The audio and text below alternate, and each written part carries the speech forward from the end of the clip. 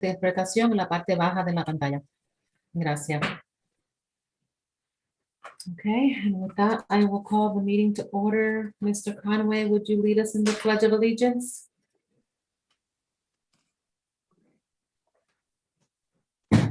Pledge allegiance to the flag of the United States of America and to the republic for which it stands, one nation, under God, indivisible, and justice for all. Thank you, Mr. Conway. Before we begin with the public participation, I just want to make a motion to amend the agenda to move the part-time pay update up to action items.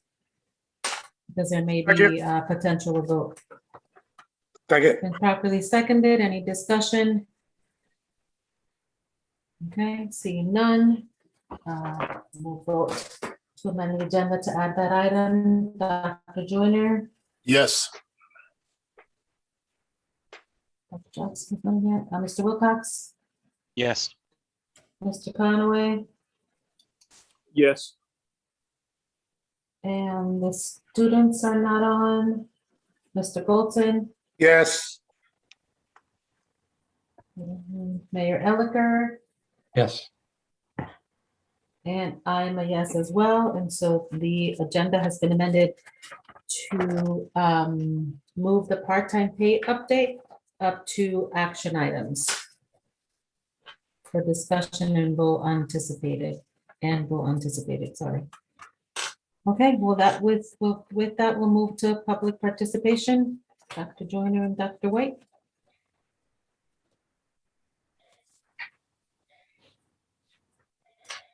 Okay, you have 3 minutes to speak.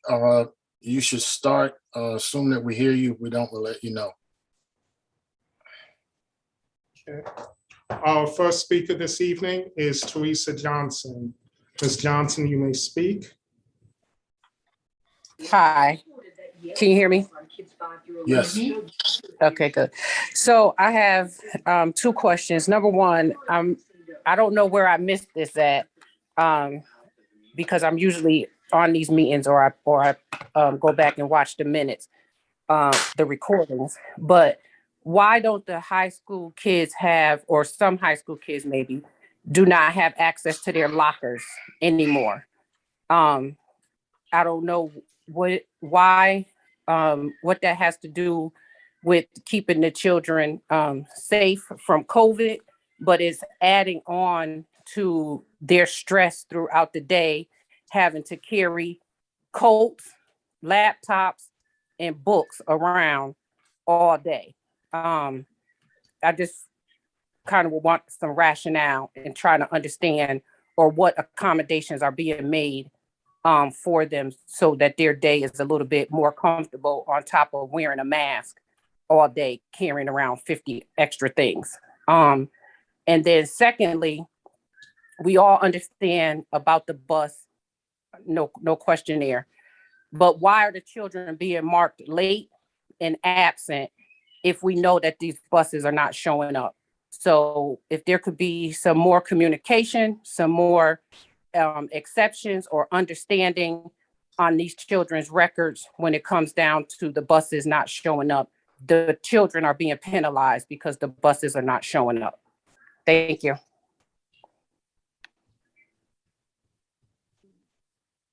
Okay, I will help you. Our next speaker is Ife Waters. Ms. Waters, you may speak. Good afternoon, everyone, or good evening. Here's my problem with this district. It has been 16 days since Amadi Pawi received instructions from this district. Before school let out last year, I made sure every document that needed to be filled out and turned in was. There has been 2 years, 2 consecutive years, this child did not get ESY according to his IEP. This child it was already stated that he will be medically homebound, and he has just received a homebound teacher as of Thursday. You know, this is the biggest reason why this district needs to get their act together with these policies and stop trying to create something as you go. You have the state that tells you one thing, that there's an option for parents to opt in for remote. Then you have the district telling parents that you're not offering remote and that parents have to put their kids homeschool. You guys need to get it together before you get slapped with a negligence. And then let me also bring it to your attention that this child just started receiving absences from the district. So I would love to see the data on the kids that are actually missing from the district. This enough is enough. You guys need to begin to start prioritizing. There's no reason why you have over 300 policies and you only have 10 that are updated, and then you don't have it on the website.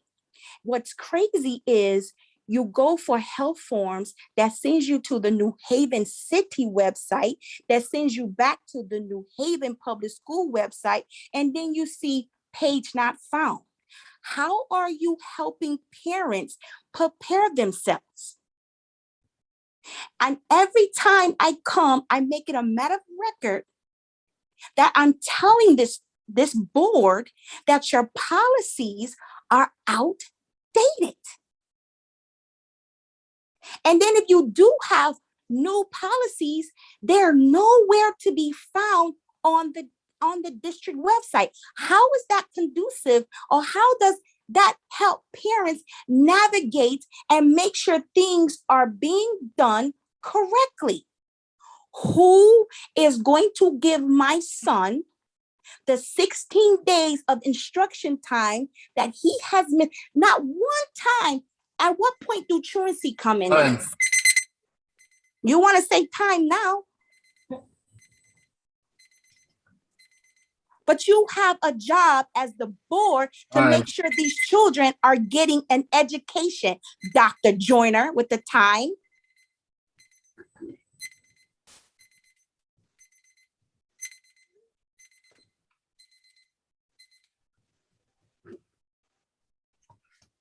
That concludes the hands that are raised at this time.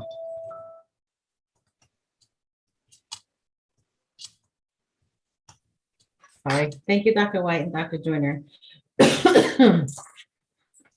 Okay, so moving on to the approval of the board meeting minutes of September 13th.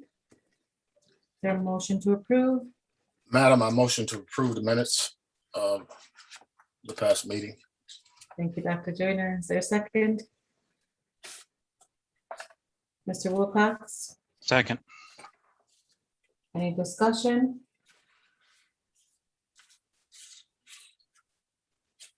Seeing and hearing none, we'll vote on the meeting minutes. Dr. Jackson,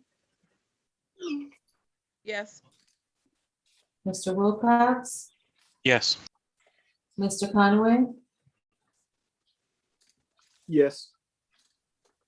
students are still not on. I'm here. Mr. Goldson? Ms. Roman is on. Ms. Roman? I Yes. saw her, thank you, I heard her. Yes. Thank you, Ms. Roman. Mr. Goldson? Thank you, Madam President. I'm going to have to abstain because I didn't get a chance to review them. Dr. Joyner? Yes. Mayor Elicker? Yes. And I'm a yes as well, and so the minutes pass. Next item is the required COVID-19 vaccines. Dr. Jackson? Hello, you have in your packet the required COVID-19 vaccinations policy. The policy, the foundation of the policy was sent to the district from CABE as we were instructed by the governor to institute a way for people to upload their directions to upload their vaccine or their documentation to opt out. And that's what's in this policy. When we had the meeting, we fine-tuned and added things that needed to be added. Dr. Tracy then forwarded the document to Attorney Mooney, and the document that was in your packets was the result of that. Are there any questions about the policy that you have before you? Any of the board members? Point of order, Madam President, shouldn't we move it first before we go into discussion? Yes. Okay, so I should move it. Let's I like to move the policy for the COVID-19 vaccination policy 4118.239A. Madam Chair, Madam President, First. Madam Is there a President, second? I'd like to second. I'd just like to add for the record, could we just put in the record what the governor's executive order was, the number of the executive order related to this item? But I'm seconding. I'd just like to have that noted for the record. Thank you. Okay. That's Thanks, Mr. Golson. It's been- Yeah. It's been properly seconded. Any discussion? So now the questions. Mr. Golson, Madam President, as I just said, I'd like to know what the number of the executive order was from the governor. I agree. Yes, it's done. Executive order. Mr. Wilcox, 13. G or D? G as in girl. G in the first paragraph. That's what I thought. Thank you.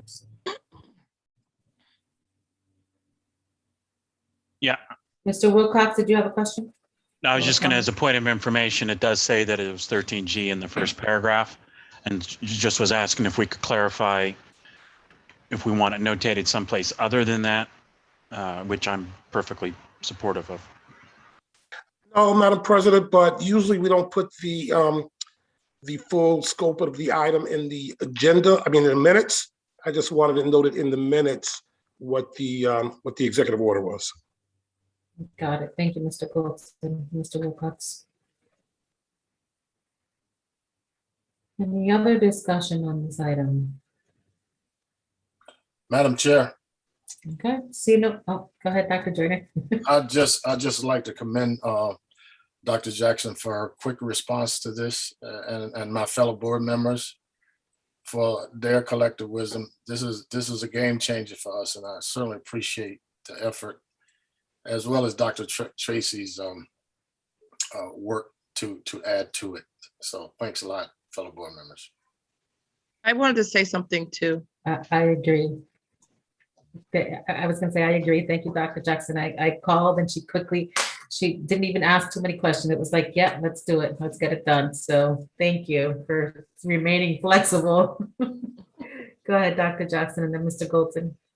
And in the meeting, we were one of the things that we did add was when you talk about the notes from the different doctors, and we wanted to make sure that the doctors were licensed in Connecticut. And just as a point of reference, there was, I guess I had read about a doctor in Connecticut who actually was not, I guess, doing things on the up and up with the letters, and the doctor was sanctioned. And that's one of the reasons we were saying that we wanted to have, it from a doctor licensed in Connecticut, because Connecticut has been very, they've been very stringent and very strict on, making sure that the letters are having the right documentation and true facts. So I thought that was very, Dr. Joyner knew what we were talking about. I thought that was kind of exactly what we meant when we said we want them licensed in Connecticut, because Connecticut is overseeing this very closely. And Madam Chair. Thank you, Dr. Jackson. Hold on, Dr. Joyner. Mr. Golson, and then I'll come back to you, Dr. Joyner. Thank you, Madam President. Okay.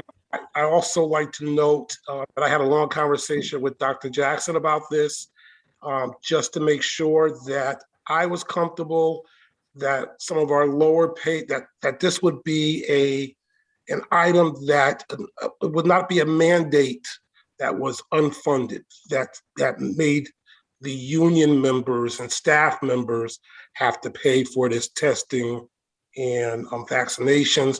My understanding is at this point in time, that is the case. I would hope that this board, if it became necessary for the funding of this to be moved to the unions and the staff, that we have another conversation about how that gets funded.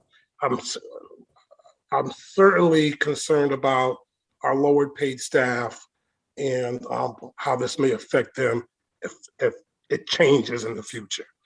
So I just wanted that on the record. I'd like to see that happen if the funding is shifted to the folks being tested as opposed to whomever is paying for it now. I guess it's the federal and the state government through this free testing and vaccination sites, but one day that may change. So I want to make sure that we're going to review that. Thank you, Madam President. Oh, and one other point, I did talk to a couple of unions and they were in full support of this at this point. So that's a good thing. Thank you. Dr. Joyner? Actually, we're seeing our board at its best. I try to check across the country and see what people are doing.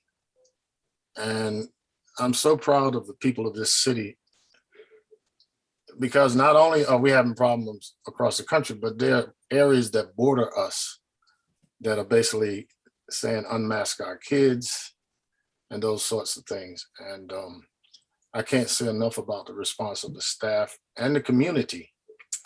If we're going to solve this problem, it's going to have to be all of us. And I certainly appreciate everything that's been done so far.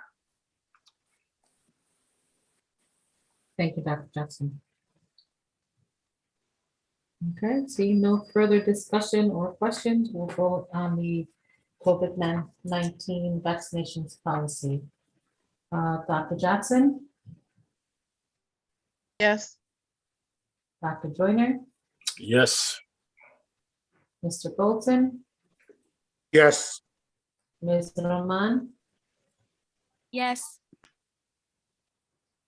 Mr. Conway, Yes.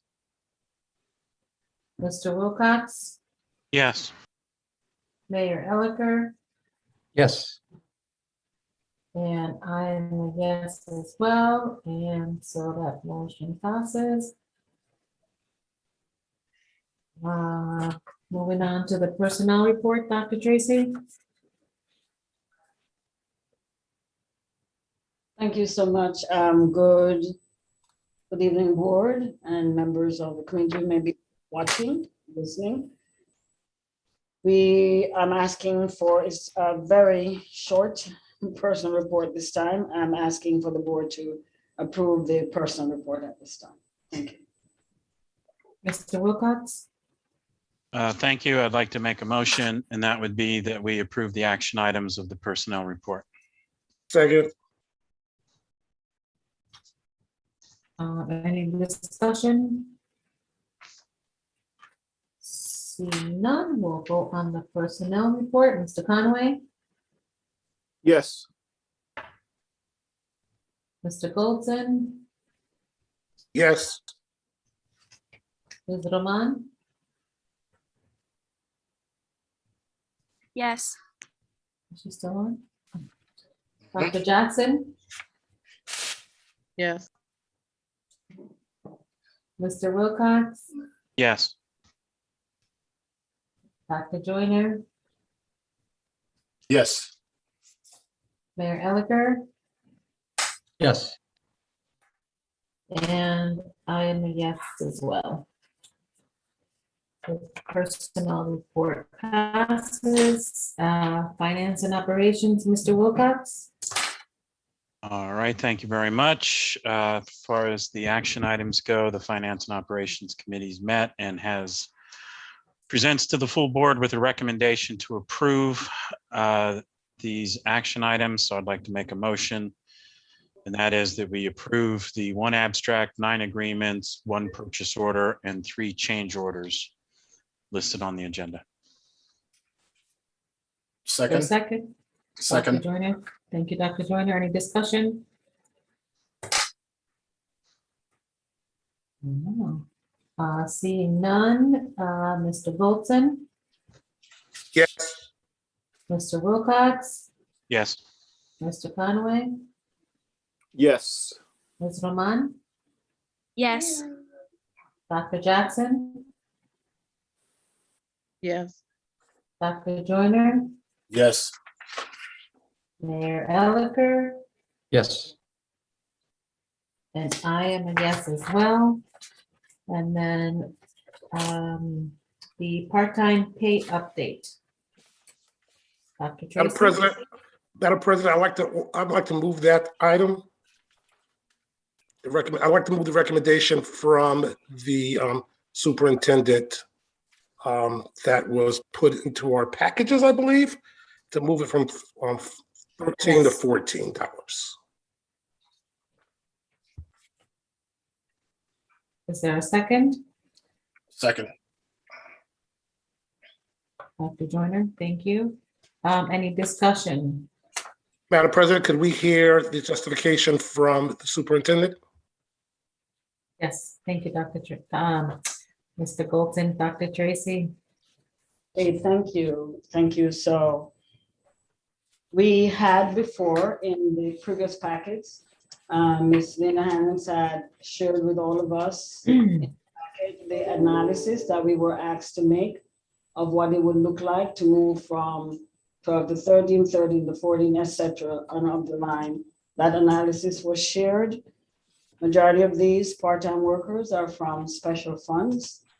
Understanding that some special funds have not gone up in terms of the amount received in them, we decided that based on where we are, it's best to keep it now at $14, and then later on down the line, any different way we can compensate the $15 as long as it's not pressure on any of these special funds from which is part-time folks are being hired. And so also that principals are able to hire more than one individual rather than relegating to just one because of budget constraints. Is that enough, Mr. Golson? Yes, it is, Dr. Tracy. Mr. Golson? Thank you, Madam President. I understand the justification, but I've seen the documentation from the superintendent, her staff. Basically, it's a little around $130,000 to raise it to 14, and another $130,000 to raise it to 15, which would make it 260. It's not a huge number, it's, you know, and it really represents a couple of administrators almost. I was very intrigued by Mayor Ellicker's suggestion before that we raise it to 15 to make it sort of a livable minimum wage at this point. I would make the argument to my fellow board members that it's probably better to do it now. That way, for the next couple of years, we won't have to worry about it because it doesn't go to 15, I guess, for another 2 years. And that gives us a little breathing room to kind of figure out where we're going to go past that, because we're going to eventually get there anyhow. I know the suggestion was to, well, yes. So I would suggest that that we raise it to 15, and I would put that in a motion, an amendment to this board. But I don't really want to cause a whole lot of consultation. So I want this to be a real simple, and if I could get a second, a real simple discussion. I'm not going to be very, I've been waiting for a raise for, it's been a years-long process, not a year, but a years-long process. I don't want to really throw a monkey wrench in it, but I think that it really, I mean, if we don't do it, we're going to be back here next year having to probably do it anyhow or getting close to it. I know one of the arguments made in the memo was that it would be a little more than the than some unionized staff at this point. but the unionized staff have automatic raises built in their contracts. So it's not like they won't be catching up and surpassing this rate in a very quick manner. So with that, Madam President, I would motion that we raise the raise from $14 to $15. So are you saying that you're amending your motion? Making a motion Is to Your amend. original motion, Yes, I'm making a motion, a motion to amend the original motion from an increase to $14 to an increase to $15. Thank you, Madam President. there a step? Thank you, Mr. Wilson. Is there a second? Second. Any discussion? Mayor Elicker? Through you, Madam Chair, I'm wondering how this aligns with what Mr. Wilcox is doing with the work on his committee. Mr. Wilcox? Happy to answer that. This is the culmination of the work that the Finance and Operations Committee has been pressing the administration on to do the analysis once they had their interim CFO in place and the year got started. So the culmination of that is Dr. Tracy's recommendation that was in front of us she wants to move to 14 now. And when we had this discussion in the Finance and Operations Committee last week, it was discussed that our next budget cycle starts up in January, and building it into the budget for next year with a move to 15 would be a good time to look at that, which would keep us ahead of what the state of Connecticut's doing.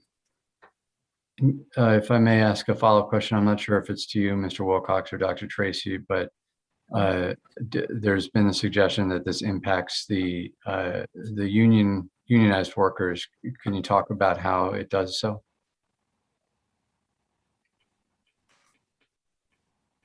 So thank you, Mayor, for that question. The para union members, their going rate for part-time is $14.50 per hour. If we raise this to 15 that are non-unionized workers, then that has a ripple effect on the unionized folks who are working $14.50 per hour. That is why we decided to keep it on that, under that bar at $14 per hour at this juncture. So there's a method to this. It's not just we're going to pay everybody 15 and what have you, then it impacts the budget further if we do that. Right now, when Linda Hannons looked at it, we are able to tolerate that $14 per hour right now because of the number of non-union workers in that category. And what happens next year? Because do they have a raise incorporated in their contract already, contractual language, or what happens next year if the part-time workers are raised to 15 as part of the budgetary process to the unionized workers? So next year, the federal dollars will be $14 per hour, as the minimum wage will be $14 per hour. By the time we get to the 15 for the contract, para contract will be negotiated again. So then we can look at what those dollars will mean just for the negotiation. I'm sorry, maybe I didn't quite understand. So what your suggestion right now is that we raise the part-time paras Let's say hourly part-time, wage. they're not necessarily paras. We get part-time employees to part-time. $14 an hour. And you're suggesting that in next year's, as we start the budget process, we incorporate a larger raise in that process. Is that not correct? Is that? Let me have the person who is more versed in this, who is on here, my CFO, Linda Hannons. Let her explain it. I don't want to say anything that is not so, but from my understanding, if we're saying this year federal amount would be $13, we're saying $14. By next year, when the federal amount comes to $14, would have already been there.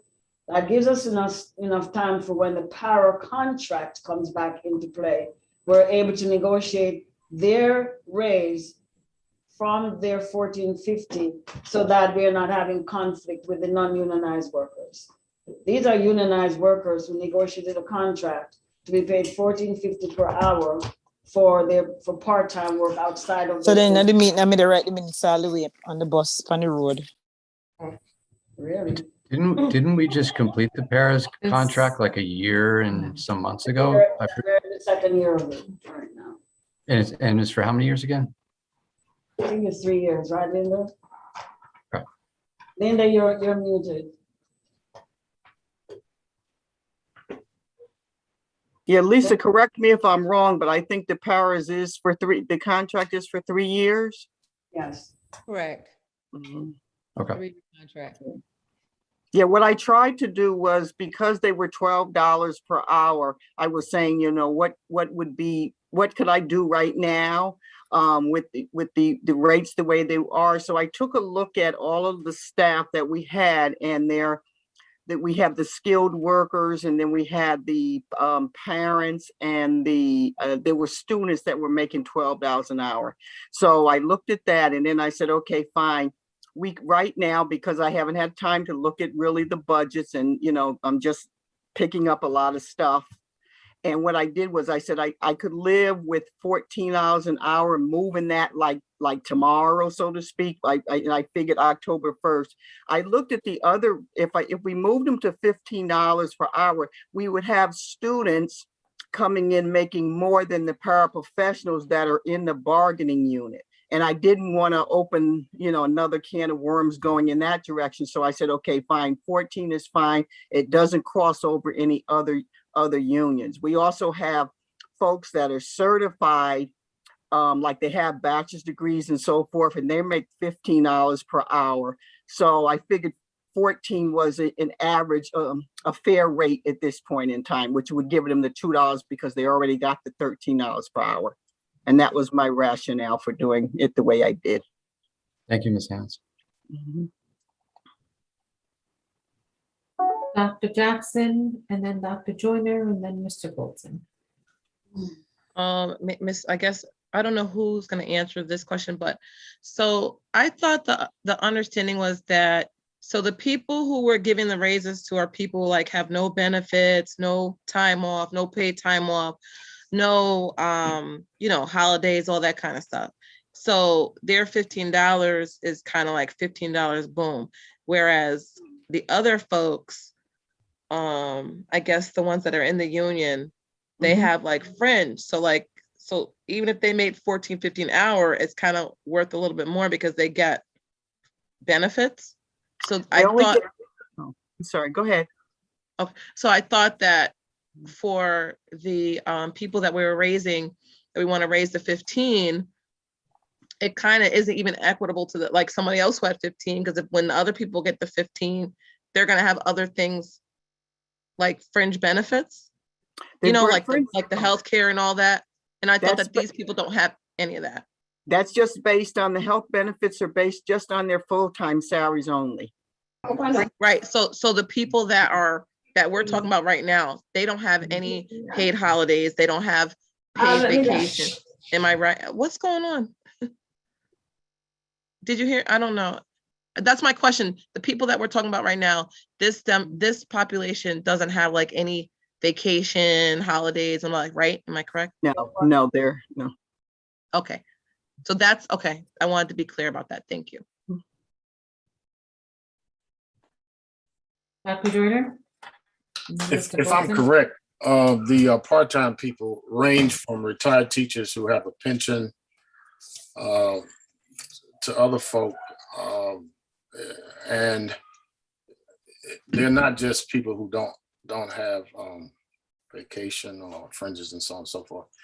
I think the underlying principle here is that we have to protect our unions, and because union members pay dues to bargain for fringe benefits and vacation and so on and so forth. And I think that that's the first thing that we have to do, is protect the rights of our union members. And this is a great thing to try to do this, but some of these people that you're giving this raise to already have a pretty solid pension, but they've elected to work part-time. Some of them are students. and what have you. And so the picture that, that this is the only thing they have is not accurate. I think Mr. Golson has a good point. We should be on record as a district that tries to do the best we can for the people who work with our children. But we also have to do the best we can with what we have. And I think it's admirable that they got a $2 raise without bargaining for it, basically because of the activism of people on the union and the creativity of the superintendent. I think that's great.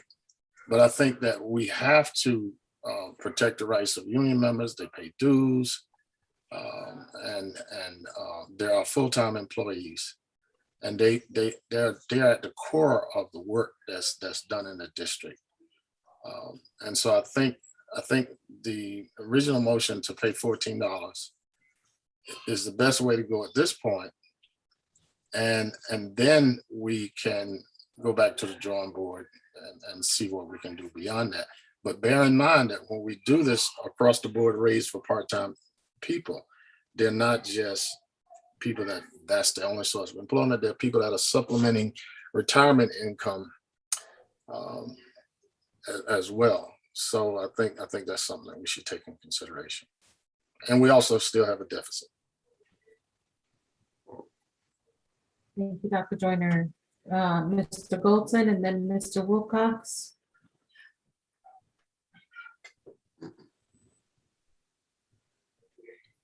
Thank you, Madam President. I have to, there's been several comments that were made that were incorrect according to the paperwork we received. First of all, this raise only includes clerical, part-time paraprofessionals, student and bus monitors. It doesn't include the certified, it doesn't include the part-time skilled workers, doesn't include any of them. According to the paperwork that we have, that we received from the administration. So that's the first point. The second point I would make, I would respectfully disagree with Dr. Joyner. It's not our job to protect our unions. That's why they're a union. They protect their members. We don't protect them. They negotiate with us every couple of years for their contracts, and we come to an agreement. I would respectfully remind this board that when I sort of kind of tried to negotiate them for them, both me and Dr. Jackson, we were reminded by this board and its legal counsel that was not our job, and we were going outside of our job. There's newspaper articles that show that we were pretty much chastised for negotiating for the union. So I would remind the board that it's not our job to protect our union members, but since our non-union members don't have a union, we should be protecting them until they do get a union, if they can get a union. So, $260,000. First of all, another one of our board members just suggested we're in a deficit. That's not what I'm hearing. That's not what's being reported in the Finance Committee, and that's not what's reported to the press, through the press, to the public. We apparently haven't had a deficit for 2 years. So if we're going to have a debate, we should have a debate on the facts and not on what we think we might know. So I would again respectfully submit that these folks don't have a union. They can't negotiate. They have to depend on us to do it for them. And I don't see the board doing that very often. It took us several years to get to this point. And we were sort of kind of forced up against the wall because they were going to $13 anyhow. So we didn't give them a $2 raise. We really give them a $1 raise because the state minimum, not the federal minimum, but the state minimum is eventually going to 15 in a year or two. So this is the last comment I'm going to make on it. Again, it's only 130,000 extra, and I hope that we could do it today so we don't have to have this debate again in a few months when we are looking to approve our budget. Thank you, Madam President. And it might be able to help us with the Board of Aldermen when we're asking for a little more money when they see that we're actually using some of it to pay our lowest paid staff members. That might be helpful in our argument when we go to them for more money. Thank you, Madam President. Thank you, Mr. Golds. Mr. Wilcox? Thank you very much. With respect to my colleague, I'm not going to be supporting the amendment to the motion to move it to 15, although I'm really hoping we can move it to 15 in the next budget year. And that's certainly something that I'm going to be pushing on, whether I'm on finance and operations or not, that gets factored into the budget planning and that we work out what those issues are. But I've been part of many conversations, in this meeting, in the Board of Ed meetings, as well as the Finance and Operations Committee meetings, where I've heard Ms. Hannons and Dr. Tracy stressing that there's some complications to this. And I'm gonna go with the person whose recommendation I'm receiving, that I just voted to hire in the interim role 30 days ago.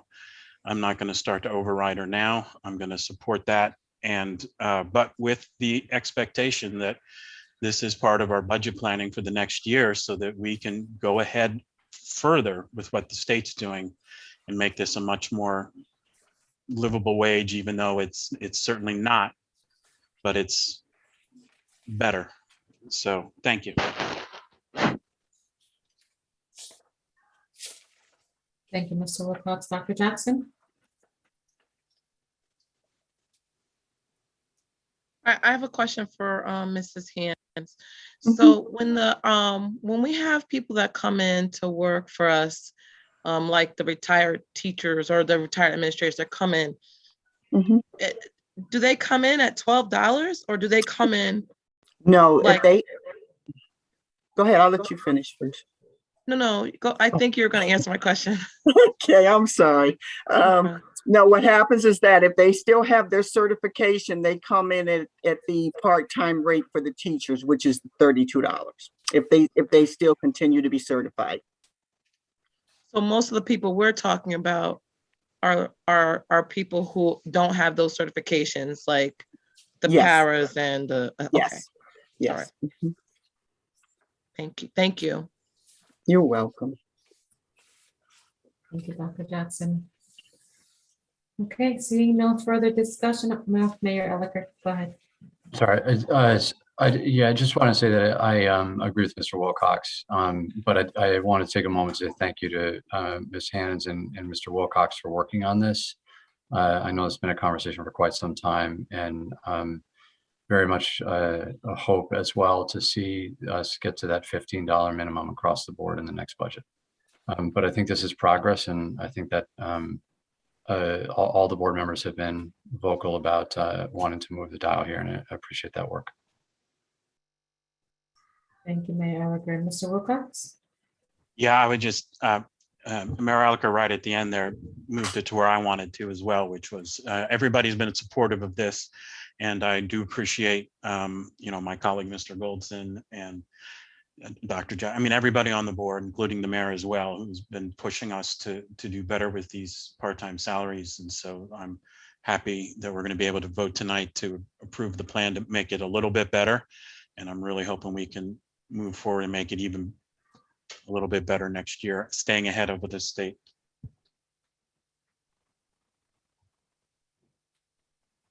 Thank you, Mr. Wilcox. Okay, seeing no further discussion, the item is to amend the motion to increase the part-time pay to $15. And so we'll vote on that. Mr. Conway? I abstain. Mr. Wilcox? No. Dr. Joyner?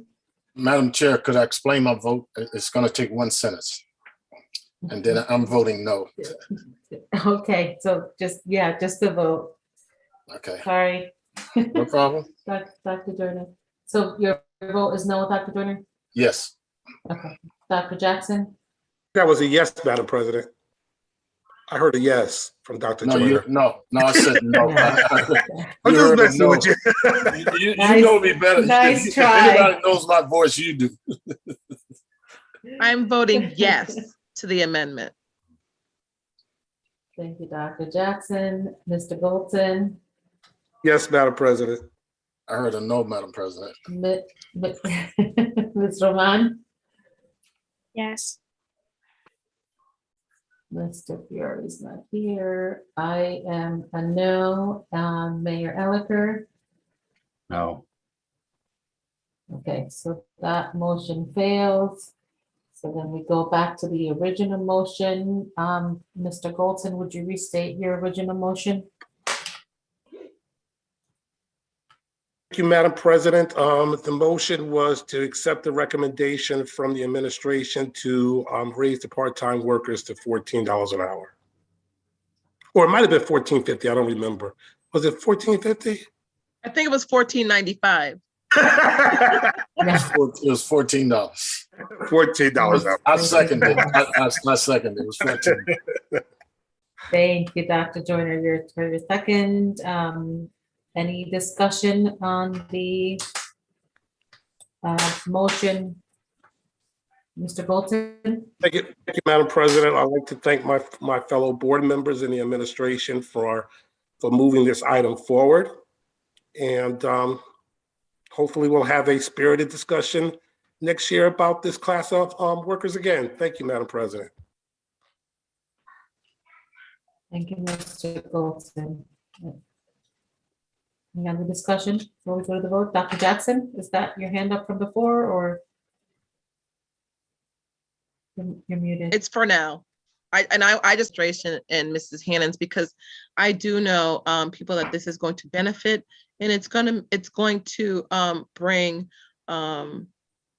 it's going to make a difference. So I want to say thank you. It's not the 15 I was looking for, but 14 is going to be a big difference. Specifically someone who's very close to me, it's going to be a big difference. So thank you very much. And I do look forward to giving these workers $15 as soon as you guys find feasible. Thank you, Dr. Jackson. Okay, seeing or hearing no further discussion, we'll vote on the recommended $14 for the part-time pay.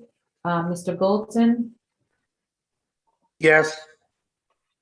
Mr. Wilcox, Yes. Dr. Jackson, Yes. Mr. Conaway, Yes. Ms. Roman, Yes. Dr. Joyner, Yes. Mayor Elicker, Yes.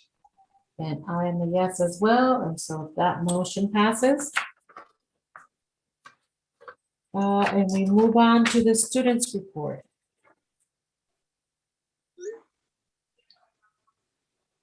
Ms. Roman, do you have the students' report? I don't really have one today. Okay, thank you. Teaching and learning, Dr. Joyner. Yes. We have a very ambitious agenda for this year in teaching and learning. And like some of our policies, we're trying to really do system-wide application of best practices. And I'd like to thank all of the people involved in that for the work to date. This was our first meeting of the school year, and we're setting priorities. And we're working on some really ambitious policies around curriculum instruction and assessment. And I'm trying to make sure that we get input from everybody, including students, parents, teachers, administrators, central office staff, and board members. The big emphasis and the practices that really propel student achievement are practices that have a language emphasis, because language unlocks every content area door. And by that, I mean reading, writing, speaking, and listening in the content areas. And what we're trying to do is set some standards that will really change what we teach, how we teach it, and how we measure it. And there are two big issues that I think are critically important, and I'd like to get the board support on, is that we should have an independent reading policy across the district. Because when I send you the research on what independent reading does for the mind, I think you'll be impressed. And I think we miss the boat when we don't get enough books of interest in our schools, and we don't require that every child read X number of books per month. Any great student I've ever known is a reader. And so I think that's critically important. The other big thing that doesn't cost anything, but energy and effort and support, is vocabulary development across the content areas. And reading, 1 or 2 words can block comprehension in a passage. And our problem is compounded by that we have students who have a mother tongue when they come to us that's not English. And we have students who come to us speaking English, but they speak a dialectical variation of English, when in most cases that involve high-paying jobs, high-level discussions, they're done in the standard language of the particular community. So if you live in Puerto Rico, then all of the great books are written in standard Spanish. And if you live in France, it's the same thing, but you may speak a dialect. So we have some students who have to really cross a couple of rivers in order to get to high levels of achievement, because they have to learn the standard, they have to learn a tongue different from their mother tongue. And they have to learn the standard language in that. But then they're inundated when they live in a community with dialect. And so you see that mixture. In fact, the best way to look at that is if you listen to the language in popular culture, particularly rap music, typically that's dialect, and that's unique to teenagers for the most part, adolescents. So what we're trying to do is to create an academic press in the district that does not handicap or constrain teachers, that we will give teachers the creative opportunities to teach as they see well, but within a set of guiding principles. I had a wonderful conversation yesterday with a teacher from Metropolitan that teaches freshman English. And he's written a proposal to try to help his students understand social protest movements. So I pointed him to an article that he might use in his class. And that particular article has a great deal of interest for students at a particular age group because of how it's written. And there's so many other ways that we can get our students hooked on learning by paying attention to what they're interested in, as well as what they find meaningful. So we're working on that. And Dr. Tracy has sort of declared that as a major emphasis this year: system-wide application of best practices, differentiated accountability, which means that students have a responsibility, parents have a responsibility, teachers, paraprofessionals, principals, assistant principals, board members, everybody has to carry out their role in order to make this work. We want to make this the most vibrant learning atmosphere anywhere. And we want to be able to educate our kids to think well, to think for themselves, to think critically, so that they'll know the difference between propaganda and truth. That's essentially the end of learning, that we're able to discern the truth and to act out of that. And so we're working on it. It's not going to be done overnight. Sometimes change like this is painful. But in a district like ours, where many of our students are poor, about 80% of them, they have to work harder. As Benjamin May said, they have to run faster. If you're going behind in the race of life, you have to run faster. And in any system that has educated kids to a high level, that come from different backgrounds, that come from challenging backgrounds, it has always been the effort of the student, the teacher, the parent, and the administrator that is in a harmonious movement to try to affect change. So I've actually been talking to Marche about it. She and I are going to meet about a book collection that we're starting at Hill House and try to determine what books will be of most interest to kids, so that you don't have to beg them to read the books, that they'll grab them and do it on their own. So that's exactly what we're trying to do. It's going to take some effort, but I really believe that we have the team and we also have the board to get it done. That concludes my report. And You will get more information in the superintendent's report from our assistant superintendent for curriculum and instruction and our content area supervisors. And thank you, Mr. Conaway, for your early emphasis on some of the things that I just mentioned. Thank you, Dr. Joyner. Any questions for Dr. Joyner? Yes, I'd like to place an order for the.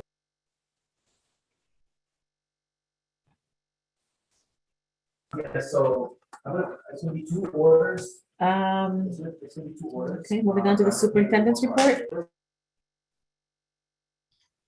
Okay, superintendent's update. Yes, I was hearing some, I thought someone else was speaking. Yes, that's my husband ordering food on the phone. He came to ask me what I wanted. Go ahead, Dr. Tracy. So as I stated last time, that one of my goals this time is to keep in the forefront our vision, mission, I would say agreed upon vision and mission by the board and the school district in terms of what we say we want to see happening and vision happening and how we're going to get there. So I go back and reiterate what the vision of New Haven Public Schools is: to be the premier urban district that ensures access to equitable opportunities and successful outcomes for all students as they prepare for college, career, and life. That is our vision. That's what we envision to happen for New Haven Public Schools. The mission is that we provide all students in New Haven Public Schools with personalized, authentic, and engaging learning experiences through creativity, exploration, motivation, critical thinking, problem solving, and high quality instruction. And we want to continue to foster a culture of continuous improvement, which means things are cyclical. We have to continue to change and adapt as we move forward. We operate by 4 core values, which are equitable opportunities, a culture of continuous improvement, high expectations, and collaboration. We identified 5 priority areas: academic learning, youth and family engagement, operational efficiencies, culture and climate, and talented educators. We want to keep this at the fore because this is why we are here. This is what we agreed upon we're going to do. And so I want to make sure that if someone wakes me up in the middle of the night and say, Eileen Tracy, what's the vision of New Haven Public School? I should be able to say that. What's the mission? I should be able to say that. All staff should be able to say that. Parents and students should be able to say that. So we are in a campaign of, and board members should be able to say that. We're in a campaign of inundating this. It's throughout the system. Everything we're sending out will have these center stage as what we are focused on. So I just wanted to have that. Any document we're sending out, we're going to make sure that's embedded there, because that's important that we know why we're here and where we're going. So next, under that, it's been a while since we've shared some attendance update, which is in your packet. And we also have the state assessment that was done under COVID conditions. Some students were remote, some were in school, and so you know how that goes. So Dr. Sherman will be sharing, keeping everything transparent. What the results of those were cannot be compared to any other year, but she will be sharing attendance and the state assessment, and you will have time to ask some questions as you see fit relevant to those 2 areas that Dr. Sherman will be sharing with us. So now let me bring on Dr. Sherman. Good evening, everyone. I'll just share my screen so that we're all looking at the data. And I'll start with the enrollment and the attendance. And so in your packets, this is a snapshot of the enrollment on Friday, September 24th. And just as a little bit of explanation, the line for the district would be students that are enrolled in our physical buildings in the district. Below that, you see ECMS, that's Elm City Montessori. So total of 19,722 students between the 2 of those. Even though Elm City Montessori is reported to the state as a separate district, they are within our power schools, so they are actually included in our the attendance rates that you'll see a little bit later. And then we also have students who are in outplaced special education facilities. There's 265 of those students. They're not included in the attendance, and that's why I separated them here. Some of those we do report to the state depending on the facility, and others are not reported to the state, based on the facilities that they are in. And you can see the breakdown by grade level from pre-K through the 12th grade.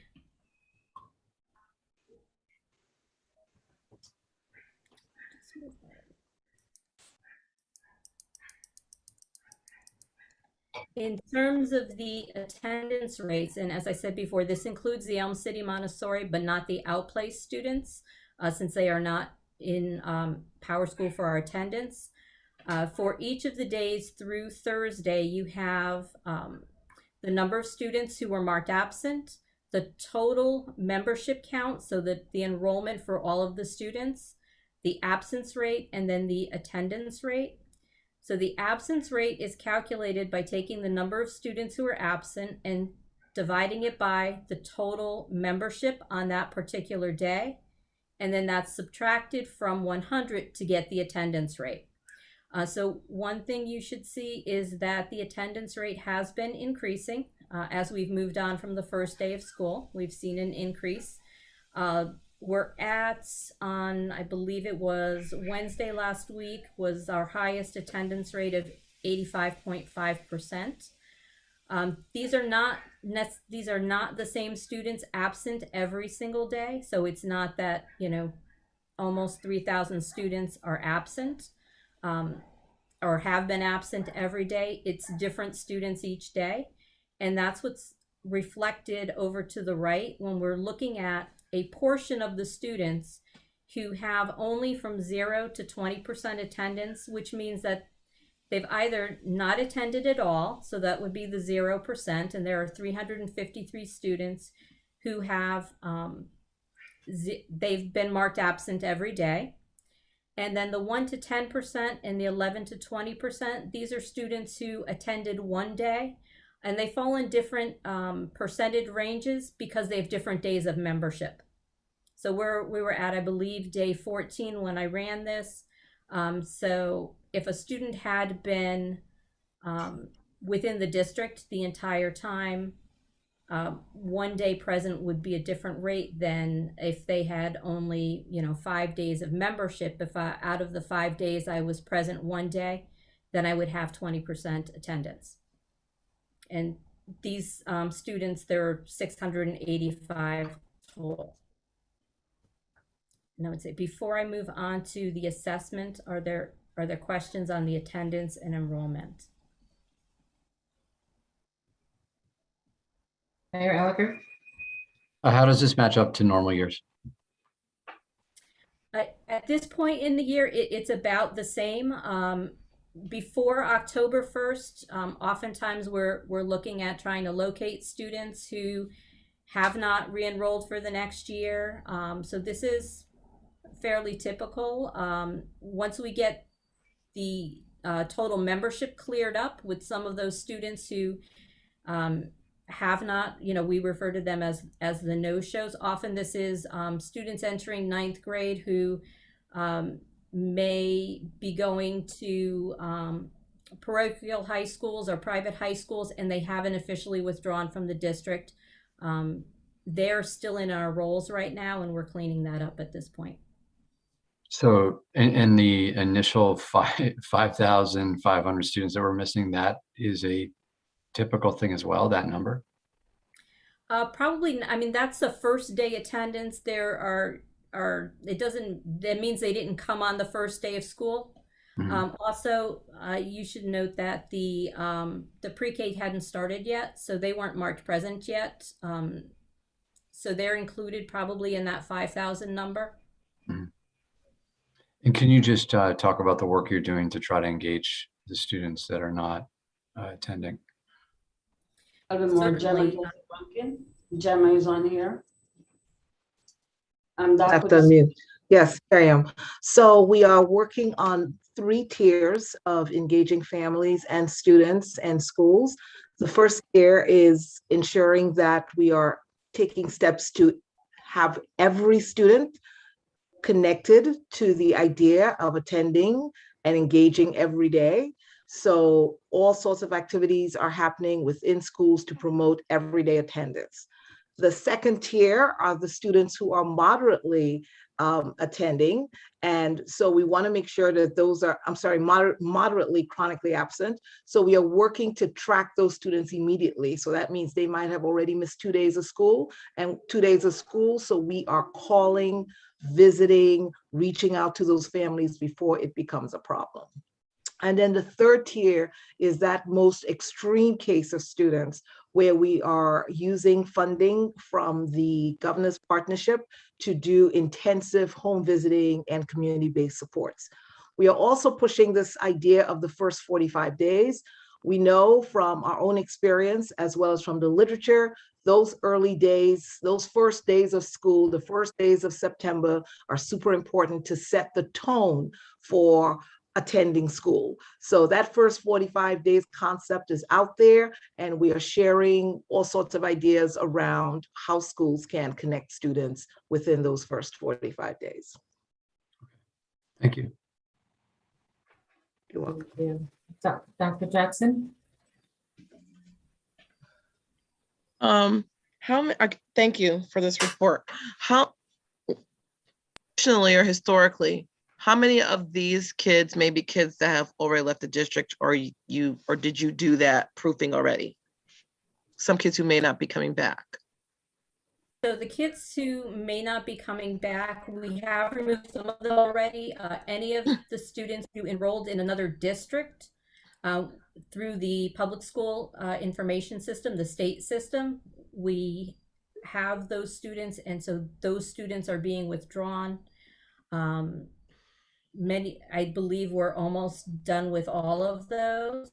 We also have most of the students who we don't know their whereabouts would fall in that 0%. So there are 353 students who have not yet shown up this year. This is where the home visits, trying to locate the students, some of them may have, they may have moved out of state. We just don't know. Many of these students will be withdrawn. We can document that we cannot find where they are. But those 685 are within the 2,968. Yeah, they're within the students that are marked absent any day. So they're included in that number. The 2,968 just happens to be the number of students on Thursday that were marked absent in the district. Okay. All right, thank you.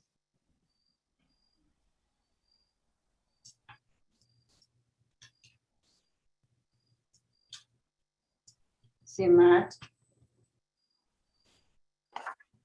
Mr. Bolton? Thank you, Madam President. I just want to, first of all, the 353 who are marked 0, we could probably safely assume that they're probably not in the district anymore. Is that correct? Or the majority of them? Why does it take us 30 days to figure that out? I'm assuming that we have addresses for them and so on. How do you determine, if you go to a house of a student and they no longer live there, is that a determining factor as to them no longer being in the district? What else do you do besides that? And do you do that, first of all? How do you determine that a student is no longer in the district and you take them off that list? That's my first question related to that number. My second question is, if you do determine that they're no longer in the district, are those absence numbers readjusted to indicate that? Yes, if the student is not in the district, the absence numbers are adjusted. The absence numbers from 8:30 to 9 to whatever you determine that? That's correct. So these numbers are fluid. They're going to change in time. So I'm going to make a little correction there. We don't retroactively withdraw students.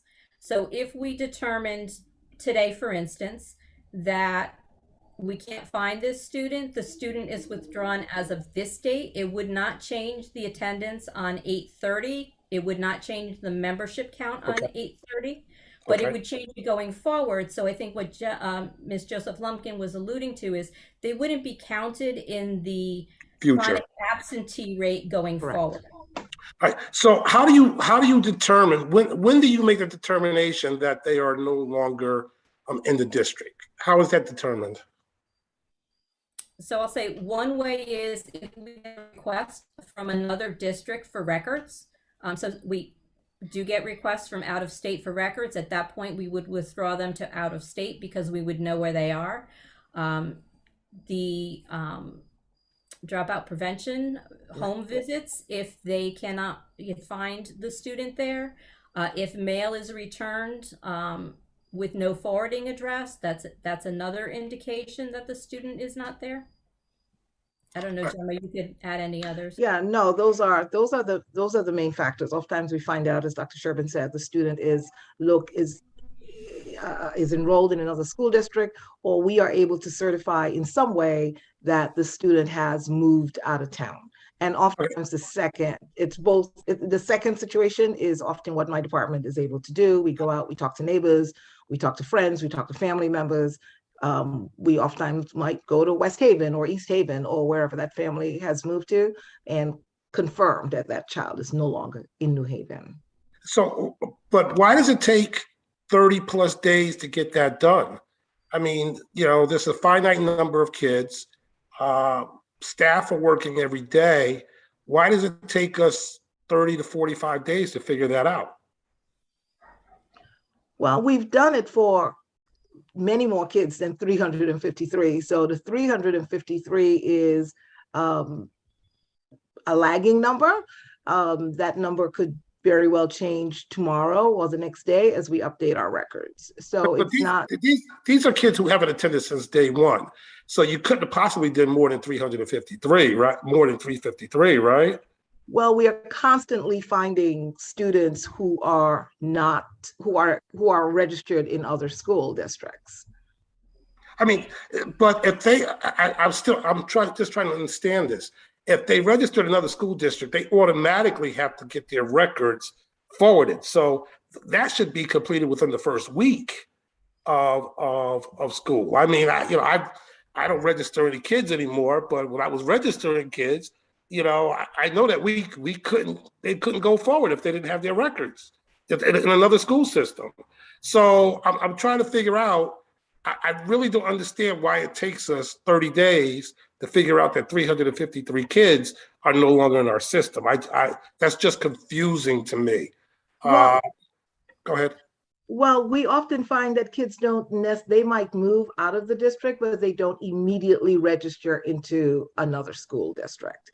So they may move to West Haven and we've tracked them for 3 weeks, and then lo and behold, that family registers their child into the school. So it's not they register into another school district from day one.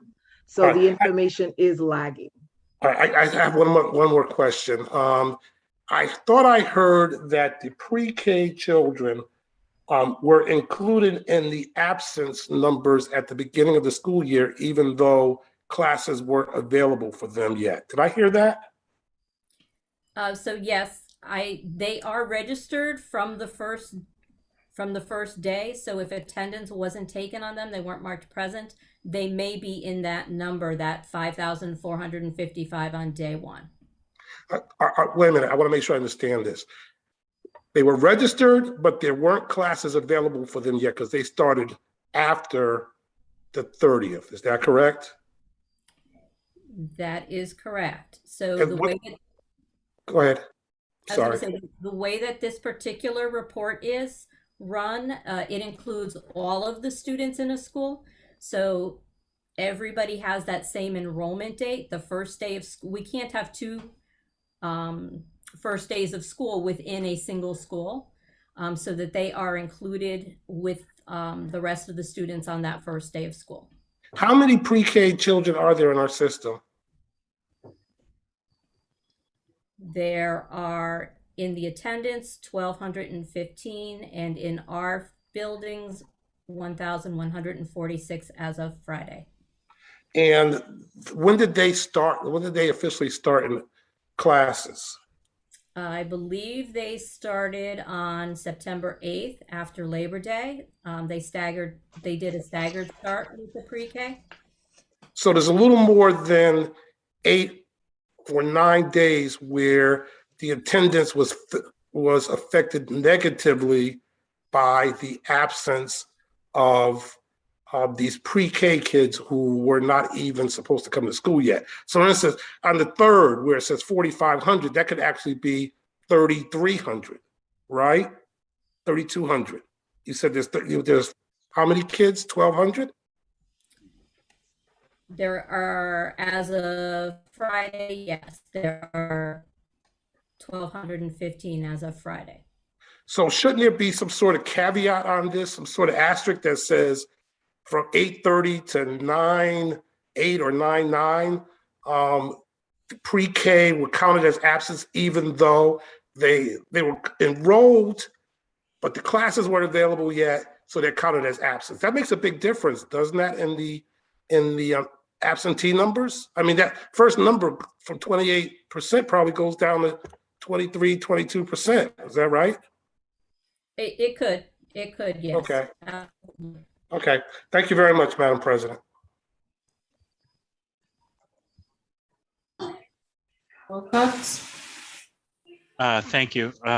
Some of my questions have already been answered, so thanks, everyone. I did have one question. We had somebody in public comment that got me thinking about it. My question is, how is homebound attendance reflected in these numbers, or is it? So if you're referring to the students who are on either medical homebound or are out for quarantine, they would be marked an excused absence unless they completed or participated in 50% or more of that school day work, so that the teachers have the ability to mark them as homebound present when that work is completed. So those are excused absences initially, and they can be converted to presence.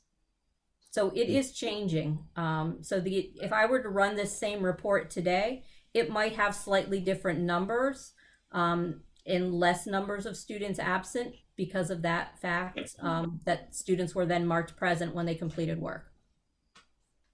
Okay, thank you.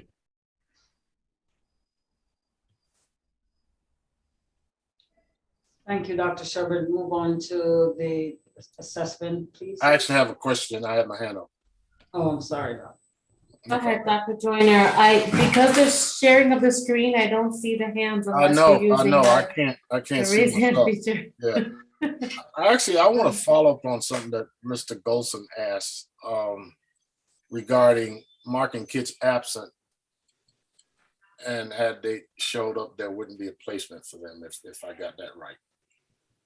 And I want to ask Dr. Sherman if we're disaggregating that data, because it does inflate our absenteeism. Because I was a little confused, because I think his line of questioning was that your answer was that we don't have 2 start dates. So we have 1 start date, but we're marking kids absent for which there was no placement yet. Is that correct? So we're not actually marking them absent. So the pre-K students aren't being marked absent, but the way that the system counts you being present is you have to have a present code. So the fact that they're not marked present means that they don't have, they're not counting as present for that day. So the defaults would be then absent. I can break it down the next time to disaggregate it for you so that you can see the grade levels as well. Well, is there something wrong with the algorithm that would do that? Because if we count them as absent and they're not absent, help me understand that. So I understand what you're saying. I think the report that I ran out of Power School is causing the little bit of an issue here, because it's not reflecting that the pre-K were not actually expected to be here until the 8th. Well, shouldn't we change the algorithm so that, because it can be misleading. In fact, it is misleading. And is there a way that we can change that so that we reflect what the truth is rather than some default that marks a kid absent when he couldn't have been present? So I can definitely look at the coding in that report and change it, if indeed that is the fact. I'd have to look at the coding behind Yeah, it. yeah. I guess the key question is: are we marking kids absent who couldn't have been present? And so If you the answer to understand what- that is easy because that one is no, we are not marking them absent. Okay, so but in terms of pre-K, we have a default that goes to absence because we can't have two start dates. Is that help me understand that? So the default is that they are not getting a present. So they're not counting in attendance wise on that day. And they have to be in school 180 days. Correct. So except for pre-K doesn't. So pre-K is a little different. We don't report pre-K attendance to the state at the end of the year. They don't, they're not included in our chronic absenteeism rates because often pre-K students are joining all throughout the year as Right. they age into the pre-K programs. So their enrollment is, it's a rolling enrollment for the pre-K. So is there anything we can do that would give us, if you have kid A, that's a pre-K kid, is there anything that we can do that would give us a truthful representation of that child's presence or absence in school? Oh, absolutely. They have, if we looked at individual students' records, it would show us how many days they were present and how many days they were absent. And would that be counted in the mean? Depending on the algorithm you used, you can do an average daily attendance where you take that into account. Okay, so can we get something that will give us the absolute truth in terms of the mean attendance of students in that particular category? So that I think what he was saying, and he can probably say it better than I could, is that it can be misleading. And I think what we want to know is, can we change the coding so that we can get a truthful depiction of that category of kids? Because all of that has an impact on how we're perceived, even though we're not the ones that decide whether people leave their homes in the morning to go to school. But we try to encourage that they do.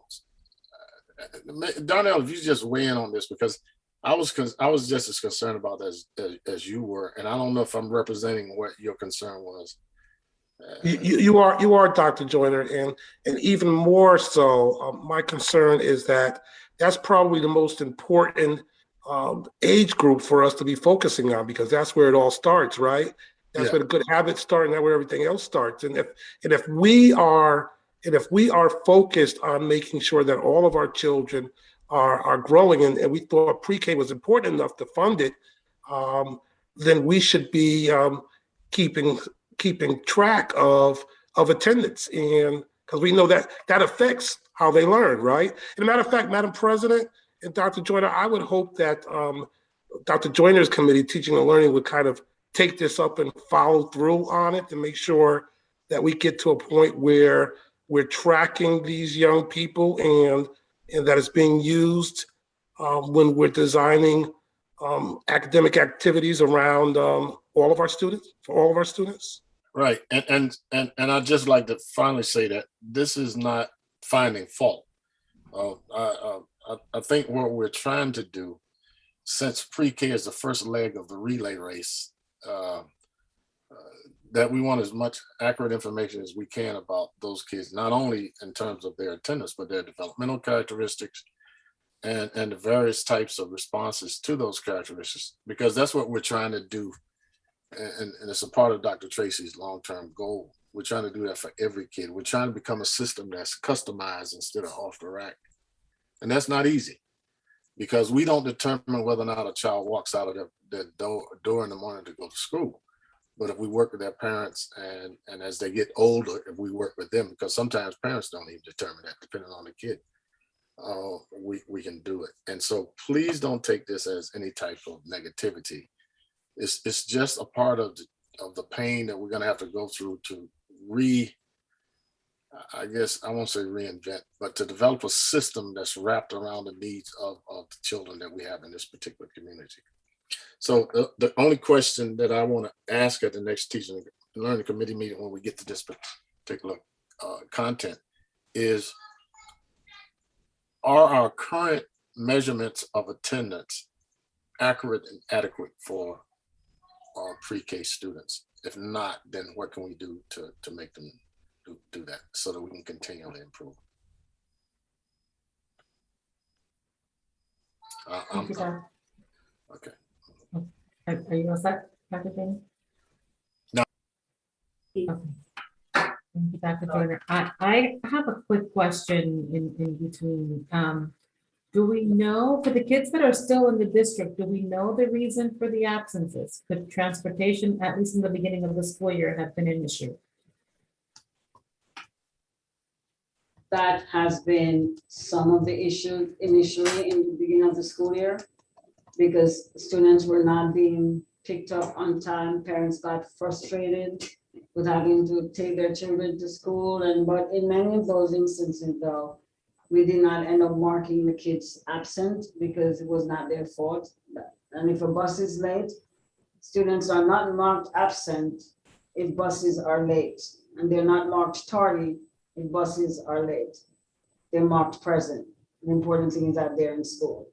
Many of the high schools are taking attendance at probably second period to give students enough time to be there so they can be marked present, because they know that early part, some high school students are just getting up later, in the morning trying to get to school. And so they're very creative with the way they do this.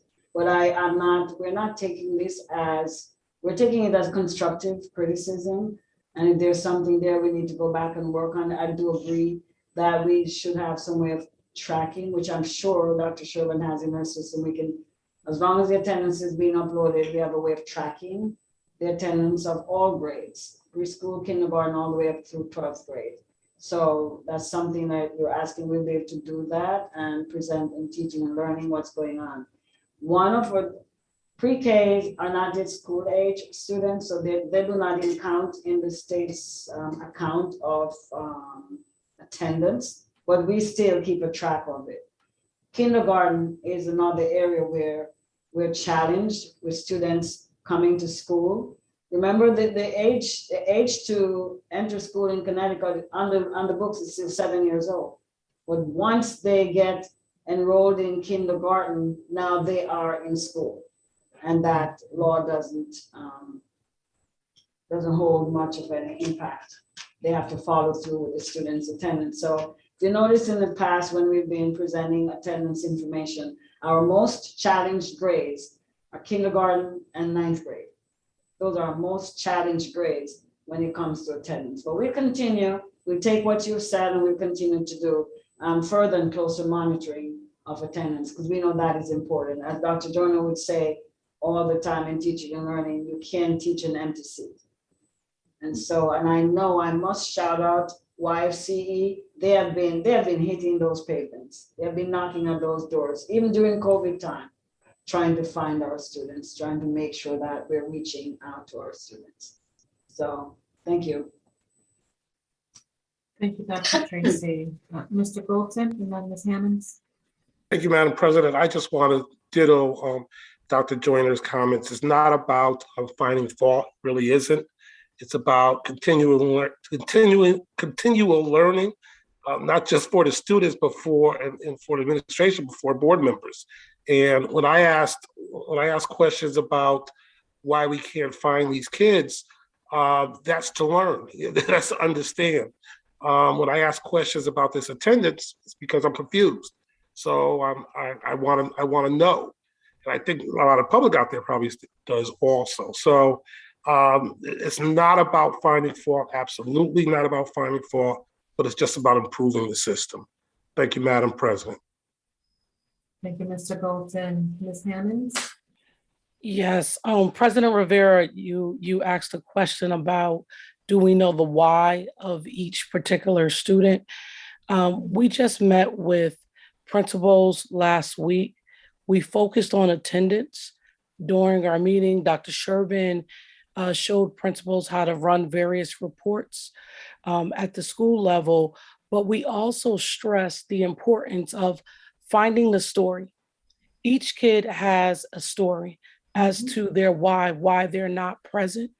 And it's our job to figure out the why. We can't just write them off the books and say, well, they're not present. And so collaboratively, each school with our dropout prevention workers, they have attendance teams. And on the attendance teams, we have our student support staff, an administrator, teachers as well. And those teams are charged with finding out the why. So that number, the 685 that you saw on the right-hand side of Dr. Sherbin's presentation, those are the students that our attendance teams are focusing on at this time. And so for each kid, we must find out their story and provide the wraparound services. If you can recall, and I'll stop, we talked about care coordinators. That was something that was stressed from Ms. Joseph Lumpkin as far as utilizing our federal funds for increasing the number of care coordinators for exactly this reason, to really find those students and provide supports, not just to those students, but to our families as well. So I just wanted to add that to the conversation. Thank you, Ms. Hammonds. I also want to just want us to be mindful, right, that now with this supposed wave of evictions, that we may have students who are not coming to school because they're dealing with, some level of homelessness or having to move from their current situations to a new one. And for as much as my day job is about preventing, right, but that homelessness, I just want us as a district to be mindful that, that's going to be a situation with some of our students. And I know that Danny Diaz works with McKinney-Vento, and so maybe just, I'm sure that he's on it because he's on everything, but just making sure that those conversations are being had between you all and at the district, that central office for those students. Ms. Joseph Lumpkin? Yeah, not to prolong the conversation, we have been looking intensively at the impact of parental stress and how that is not just impacting attendance, but also the behavior, the victimization, the bullying, the perpetration of negative behavior as well. And yes, you're absolutely right, President Rivera. We are looking at that homeless population, which may be within that 300 plus that we see zero attendance. Those students are here. We know where they are. They are just for a variety of reasons, particularly around homelessness and other parental issues, unable to attend, but we are working with several of them. And Danny's doing a great job making sure that we're getting services. We just put a bunch of families into a hotel just today. We've got them into some shelter over their head after a really bad experience. So don't forget, thank you for pointing that out. is here for that reason too. So Danny knows how to get in touch with that group. So Dr. Tracy and then Mr. Conway. Oh, I'm not speaking. Mr. Conway can go, and as soon as you're done, we just move on to the assessment piece. Mr. Conway, go ahead. I just want to put just a plug in for that's why we need that virtual school in New Haven to just be another safety net for those students, and and that would be fluid. Again, just a plug for that virtual academy. Thank you. Thank you, Mr. Conley. All right, seeing no further discussion, Dr. Tracy.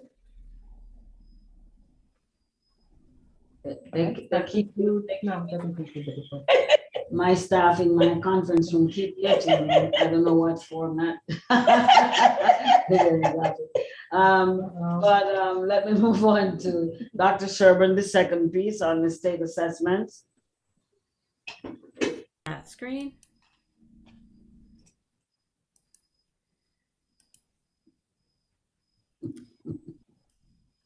You want us to unmute it? Mhm.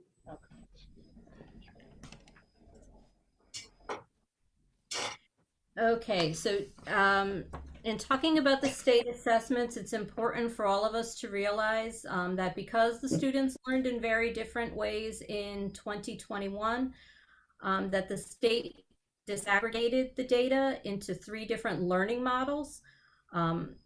Fully, mostly in person. Those would be for students who attended 75% or more days in person. The students in New Haven did not fall into this group because we were remote at the beginning of the year. So none of our students, unless they entered very late in the year, were in person for 75% or more of the time. Most of our students fell into the fully or mostly remote, meaning that they attended less than 25% of their membership days in person, and a portion fell into the hybrid from 25 to 75% of in-person days.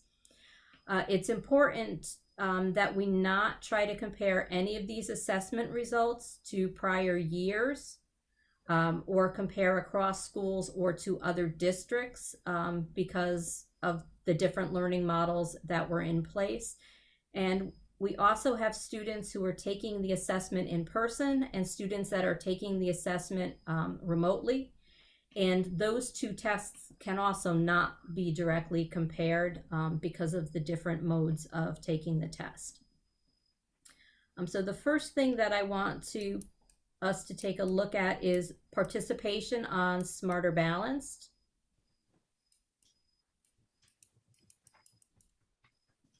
And so what you see on the screen is a breakdown for each of the grade levels. This is in grades 3 through 8 of the students that were in the hybrid and the students that were in the fully or mostly remote model. And then on the bottom, all grades combined. So we had a total across the district of 1,562 students who fell into that hybrid model. And the vast majority of these students participated on the in-person test. So there was 94.6% participation on the in-person test and 1.7% in ELA on the remote test. And for mathematics, 94% and 2.1%. This parallels the participation that we typically see in Smarter Balanced. It's consistently 95% or better. For our students who were fully or mostly remote, this is the majority of the students in grades 3 through 8, 7,323. And what we see is that the participation rate was much lower. For those who tested in person, because the testing happened in March and April and May and the very first week in June, just over 50% tested in person, and 22.4% of those students for ELA and 23.3% for math tested remotely. So overall, we're seeing less than 75% participation out of the group of students that were fully and mostly remote. And there were numbers of challenges with testing remotely that contributed to this.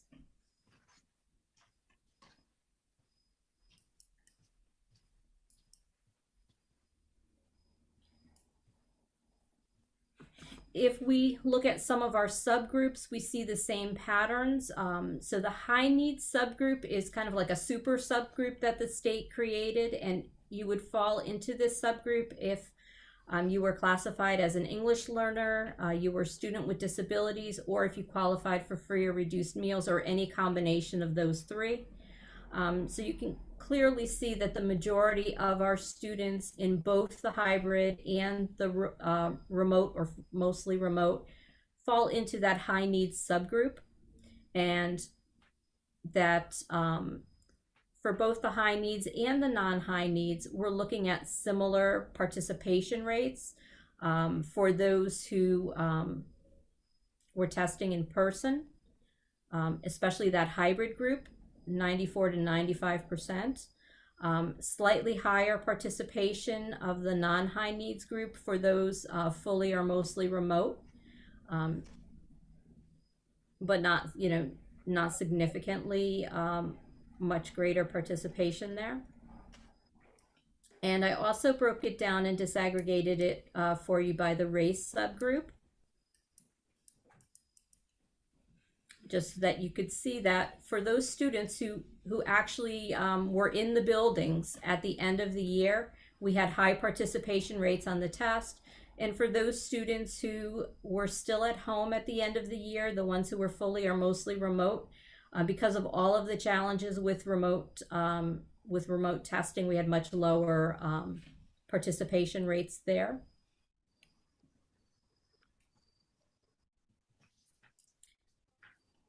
And so if we actually look at performance on the test, and this is not, it's still broken down by learning model.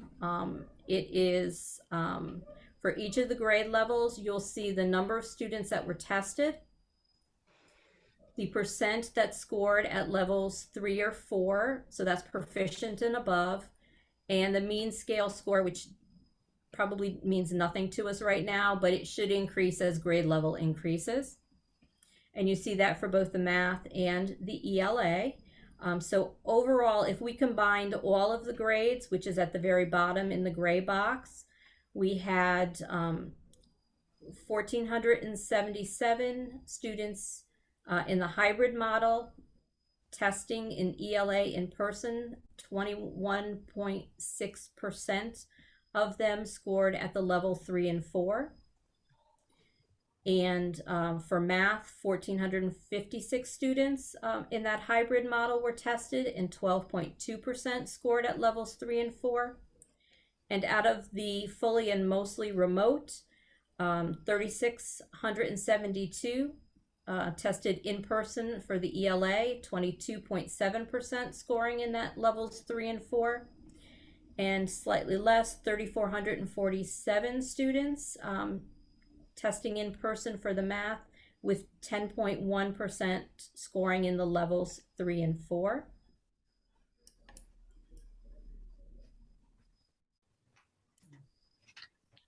And we have the same type of breakdown for the students that tested remotely, but we have far fewer numbers of students. You'll notice that the hybrid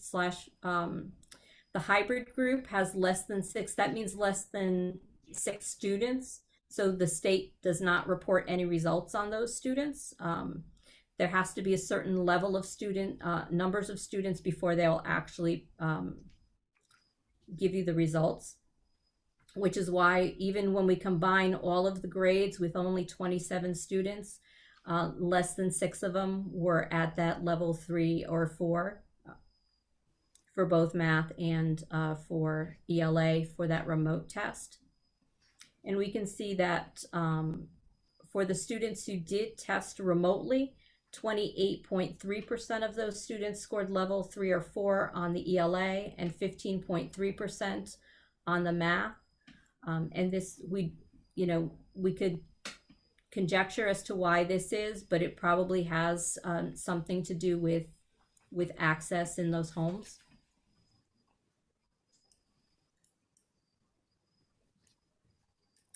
And the other state test that was administered in the spring was the NGSS, which is the science test. It stands for Next Generation Science Standards. This was administered to 5th, 8th, and 11th grade students. You'll notice that the only grade with enough students to register in the hybrid model was grade 5. Keeping in mind that we staggered our entry of students in, and high school students did not come back in person until much later in the year from the 5th graders, and most of them would be in the fully or mostly remote. They essentially just returned back to school when the testing window was in effect.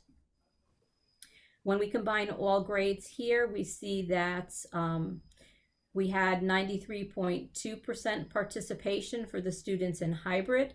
That's a little bit less than we typically see for science. We typically see, at least in the lower grades, 95%. The 11th grade is always a challenge with the participation rates.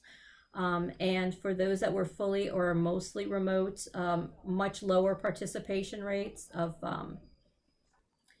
42.2% on the in-person test and 18.4%. So just around 60% participation rate overall for that, the students that were fully or mostly remote.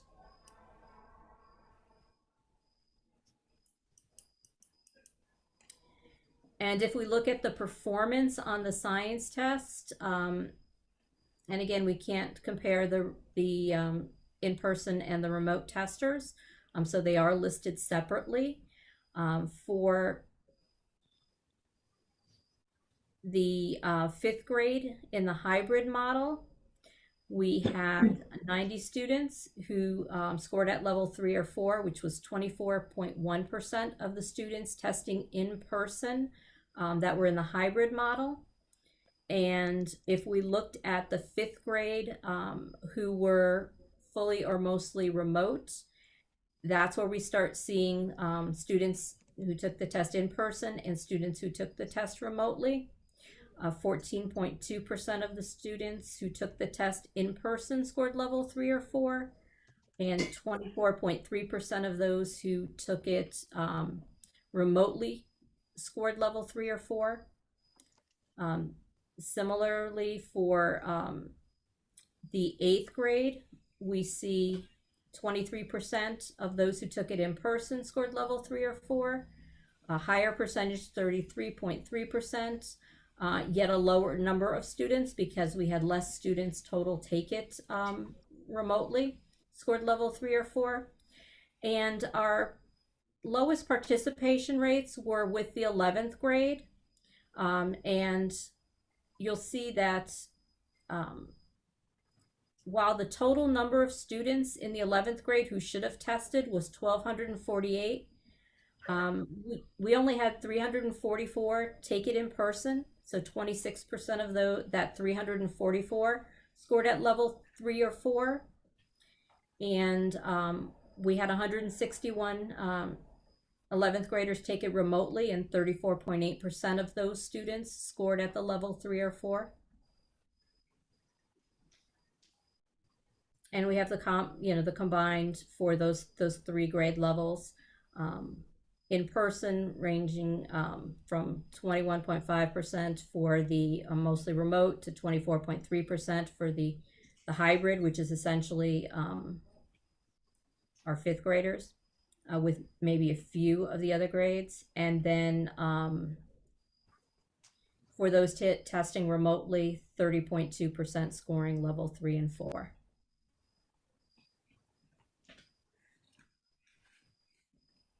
And open for any questions you may have.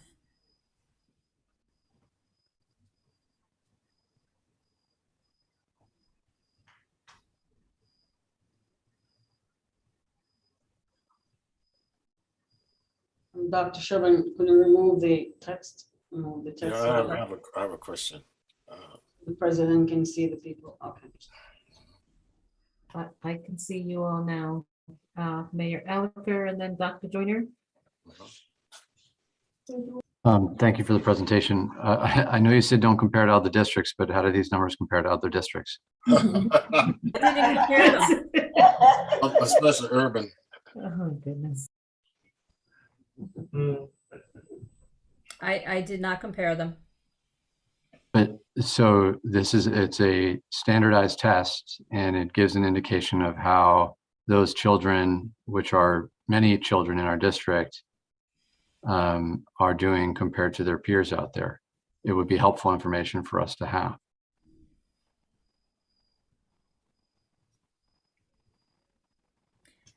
So we have to be very careful because our students are in different learning models. So we would have to do much more matching than we're able to do. We'd have to, I know the state looked at it and compared back to, I believe that the last time students were tested was the 18-19 school year, and they did a matched comparison. So they matched to students who had actually been tested in 18-19, because the other thing that we don't know is where the students started.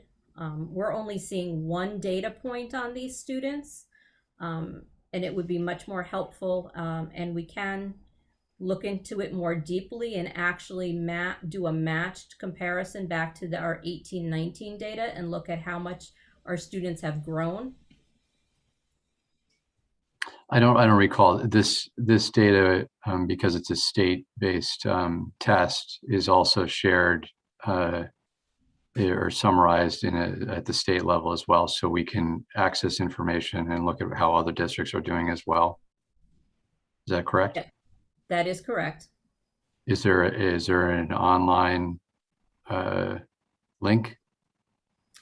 So they have not put it on the EdSite public site yet, but we can certainly dive into a little bit more and get that information. I mean, I really don't understand why we wouldn't compare to other districts. Everyone in the nation is struggling with COVID-19, the impacts of it. It would be interesting to compare how different, in particular, urban districts are doing to ours, and how we can learn from others as well. If you have access to that, it would be great if you would mind emailing me it. Thank you.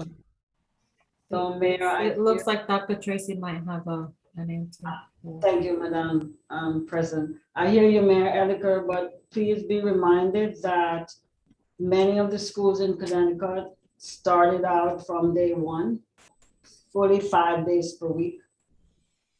We gradually merging our students in schools at the different grade level. Remember, was a gradual piece that we did because we're trying to be safe, to make sure our students and staff are safe before we went. We did not even go fully back in person. It was just a staggered approach to getting our students back in school. So that's another thing. I know Bridgeport and others, they were fully in person. Stanford, other places were fully in person.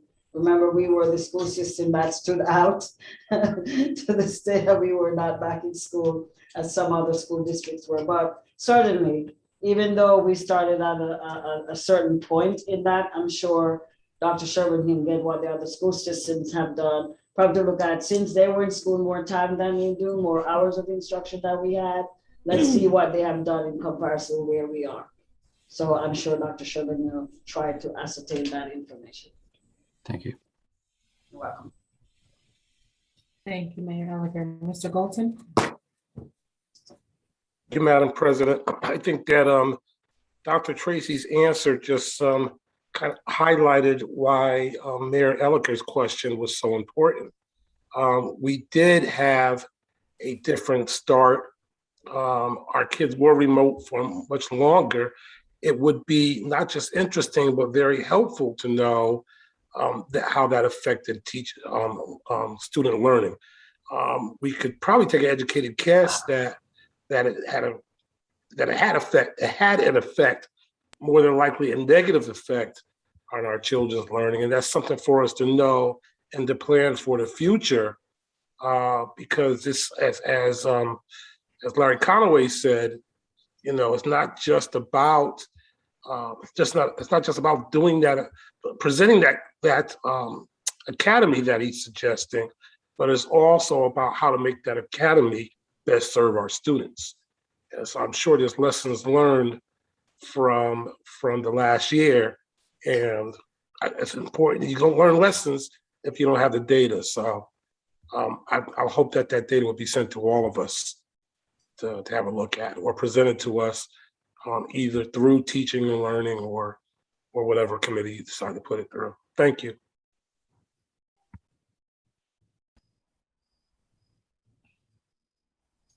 Okay, so if there are no further questions. I actually had my hand Dr. up. Joyner.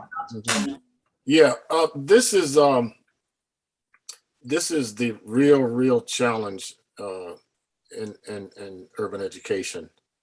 And I think that one that we probably need to have the standards up there so that the board members will know that 3s and 4s mean that people are meeting achievement level and exceeding it. And what we're trying to do, if this is cohort measurement, is that we're trying to take those kids that enter into the district before we even teach them that are at level 1 and move them up to 3 and 4. And that's usually a multi-year struggle when everything works correctly. So I think, unfortunately, a board meeting, we need almost a half a day to help the board understand the nature of the testing, how it's changed over time, and how our job really is to measure those kids when they come into the system. And as Mr. Golson indicated, to figure out the treatments necessary based on where they are as individuals and as a group cohort.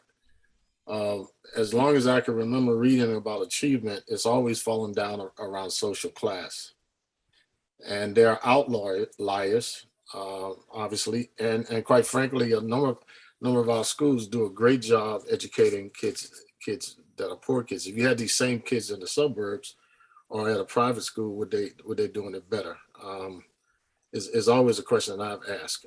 And so what we're trying to do on the instruction side is to use testing not to punish, but to diagnose. I mean, if you think about it, we have a doctor on the board. If someone came to her sick and she blamed them for being sick, she wouldn't do that, but she wouldn't be considered a good doctor.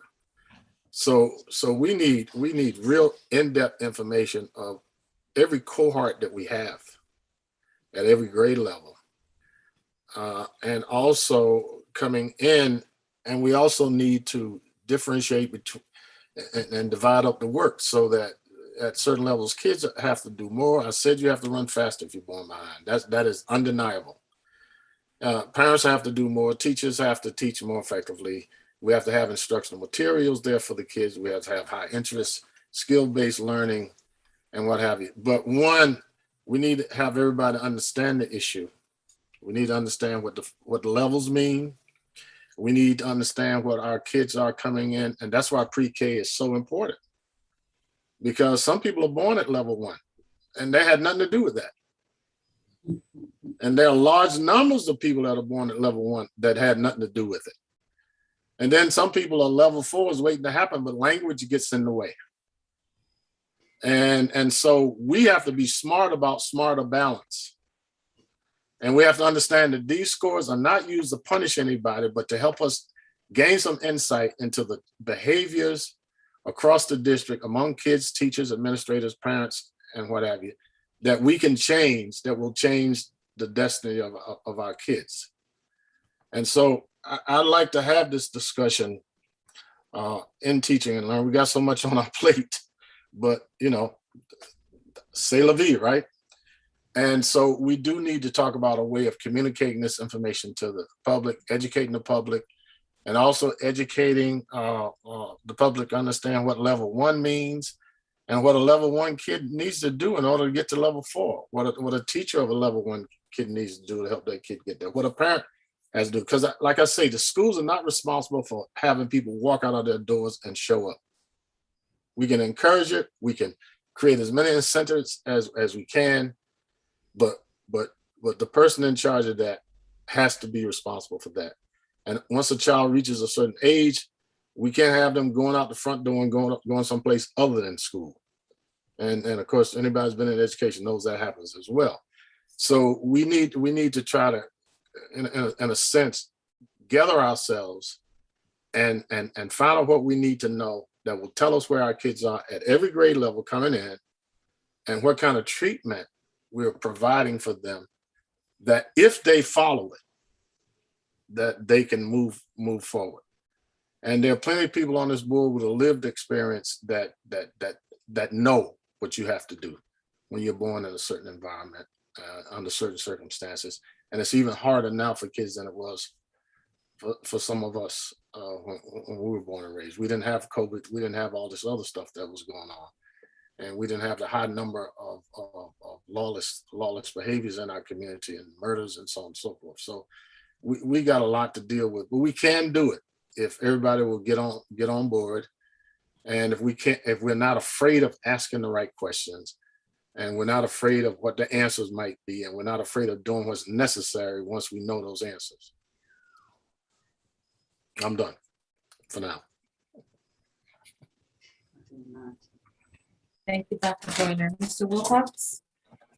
Yes, thank you. I think one thing that I'm hearing from all my colleagues is that we really are trying to figure out what are the right metrics, what are the things we need to be looking at. If we're going to be a district with core values of having a culture of continuous improvement, and we're going to have high expectations set for not only our students and our teachers, but for us as a board and for you all as administrators, we just need to understand what these metrics are and how we're going to be judging whether or not we are continuously improving and what areas are doing great and what areas need more work so that we can identify the resources for that. So what I'm hearing is a lot of positive energy from everybody who's been speaking on this, of trying to understand where we are, understanding the realities of the school district, an urban school district in this country, and all the issues that come with that, but just trying to understand what, and that's what I'm relying on you all for is, whatever the right metrics are, whatever the right data is, if we just need to have it presented so that we can start to see how things are doing, understanding that, the gold standard, of course, is the individual learning of an individual student, but also we just have to be able to look at this, understanding all the caveats, because staff will, I'm sure, tell us what they are. So I'm hoping that over this year, we can continue this look at student achievement, and that we can put a focus on this, maybe in a couple core metrics like literacy and numeracy, so that that we can just at least start to see what those numbers are and how we are moving forward on them. And Thank you, Mr. Wilcox. Go ahead, Dr. Tracy. I want to say and remind the board that these are summative assessments and under the condition in which they were taken. These are summative assessments which do not help us in really mitigating whatever challenges that students have. What we're pushing in now is what we call CFAs, or common formative assessments, because that's something you can have like dipstick assessments in between to see truly where our students are as we work with them. By the time the state gives an assessment, the year is done. That's done. That does not give us much information really to go on. It's good for the state, but it really doesn't give us as a school system much information around teaching and learning. And as Dr. Joyner pointed out, levels 3 and 4, what does that mean? What is the work that these students need to be able to do to be at levels 3 and 4 on the Smarter Balance assessment? So there's a lot of learning that needs to be had around that and what they actually mean and what these numbers actually are, which is our responsibility to share with our board to understand all these different levels of things. And I think we need to have a retreat so we can get deeper into what these things are and what the metrics that really matter that we're using with our students to really see whether or not they're actually learning. When parents ask, so my child scores level 4, what do we say to them? What is it that they have done and are able to do to even score level 4 in the Smarter Balance assessment? We realize that this test is primarily a reading test. You have to be able to read and read at a certain level in order to do well. And not only that, you have to be able to manipulate the computer system by the different scrolling here and dragging this from here to here. I wish we were able, I think in some simulations, we'll be able to show you what a 5th grader or 3rd grader or 4th grader is up to on those tests. And sometimes we find out that it's not that they don't know, but they have so many different things they have to handle and manipulate during that testing. And so one of the things I know that teachers have done and are doing effectively is teaching the kids how to even type on the computer, or able to handle the computer so that they're not lost. So at some point, we'll have a retreat and we'll share with the board. And you say, are you smarter than a fifth grader? And to see some of the math problems that fifth graders have to do and some of the reading passages that they have to handle. So it will be interesting for us to do that. I'm telling you, we've gone through that and we're saying, really? This is what they're giving to our kids? Yes. So we will do that. But in the meantime, we're pushing in for common assessments across the system for our students. So we as a district can have something in hand to show that, yeah, we can say they move from point A to point B in real time. So thank you. Thank you for listening to us. We will not make any excuses. Our children are smart.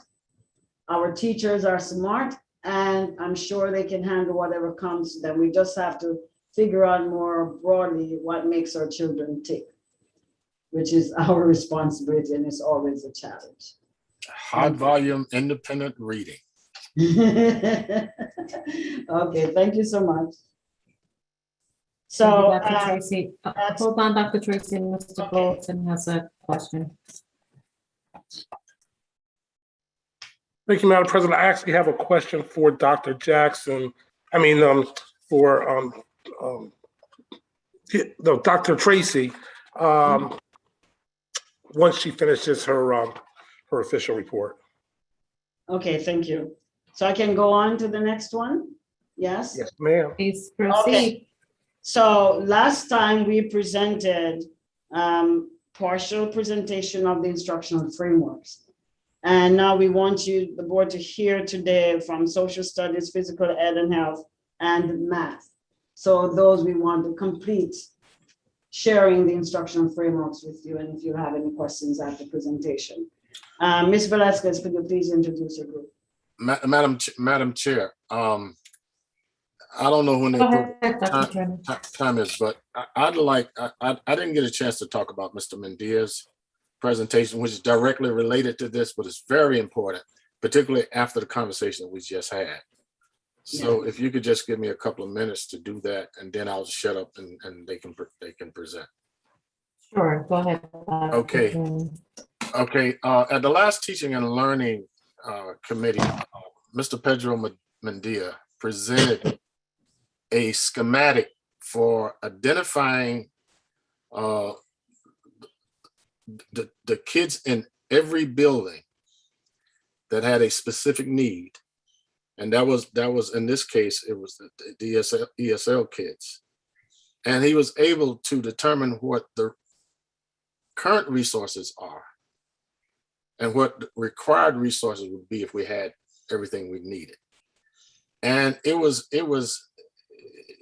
really the big issue there. And I would like for Ms. Velasquez to elaborate on that when she gets a chance. The big issue there was in every single building in this district, we now know how many ESL kids we have, what the resources are in that building in terms of available and what they should be. Now, the beauty of that, if we can do that across every area, Mr. Wilcox mentioned numeracy and literacy. If we can do that across every area, we won't just be talking about what our kids should know and be able to do, but we'll also be talking about what they need in order to know and be able to do. And we'll be measuring ourselves against that metric. And that's a part of this big thrust going forward, to try to create a system that allows teachers to have the resources they need, permits them to engage in the creativity they need to engage in, and also holds students and parents and everybody else responsible for the effort that it takes to get that done. And I'd also like to give credit where credit is due. Dr. Lonnie Garris at Hill House was a person that said you cannot educate an empty seat. And I amended that by saying you cannot educate an angry seat either. And so it is that combination of coming to school, being respectful and working hard that can get us to the promised land. But we also need need the resources to get that done. So it's not just on the achievement side, it's also on the resource allocation side. And I think that Mr. Mendia's report is so good that he should be allowed to present it at a board meeting, because I think if you see it the way I saw it, you will see how he systematically went across the district, identified every single kid in the school that was in need of a specific service, identified the services that existed in that school, and then talked to us about the services that were needed. And he also gave Dr. Tracy credit for really phenomenal changes in terms of resources, but we're still not there because of the nature of our district. And each time we accept in a large number of people from countries that don't have English as a mother tongue, it creates another language for us to deal with, because language, again, unlocks every content area door. You can be smart in your mother tongue and appear not to be in the tongue that's used to instruct you. So that I wanted to raise those issues, give him credit for that, as well as show you how when we give people the opportunity, they can come up with things that can be so helpful. And of course, if Mrs. Velasquez would like to add to that, I'm looking forward to this next presentation as well, because they've done similar work. So thank you very much, Madam Chair, for allowing me to do that. Thank you, Dr. Joyner. Good evening, Madam President and members of the board. Thank you, Dr. Joyner, for that introduction. Yes, we got a great deal of information from Mr. Mendia. The presentation is posted on the Teaching and Learning Committee site, so you can review it there, or we, of course, could bring back some of that to the next meeting. Right now, I want to make sure that I introduce members of the academic team who will help us once again review the information that we have in the instructional frameworks. As I mentioned last time, the instructional frameworks is a document that tells us exactly how academic office and really all leaders and the superintendent define what sound research-based learning is. It really frames what we believe good instruction is and how students learn. And it's not just a technical piece where we talk about the experience of a child going through a day. It's actually embedded in a belief system of the rights of children to learn, similar to what Dr. Joyner was saying about the right to have good sound literature and be able to read every single day, and other practices that will support language development and the success of all students. So with that, I'm going to go ahead and invite three members who worked on the document and are here to speak about it. First, I would like to ask Eric Pachowski to talk about PE and physical education and health. Thank you. Good evening, board, Mayor Elicker. So the Phys Ed and Health framework is not two separate frameworks, but it is combined into one, because the goal of both departments is to create students to gain the knowledge to have a healthy lifestyle. So if you look through the framework, old school Phys Ed was mostly sports skills. Our goal is for students to embrace fitness and embrace a healthy lifestyle. So if you look at many of the core practices, they overlap. Some of the ways that we're doing that is, that the state does do a fitness test at in May, where we see where kids are fitness wise. But in New Haven, what we've put in the last few years is we test our kids early in the year. We profile where there's needs for them. And then we have the students during their regular phys ed work on fitness goals. So we have two ways of getting our information. One is where they stand against their peers statewide, but two, where they were in the fall and what improvements they made during the year.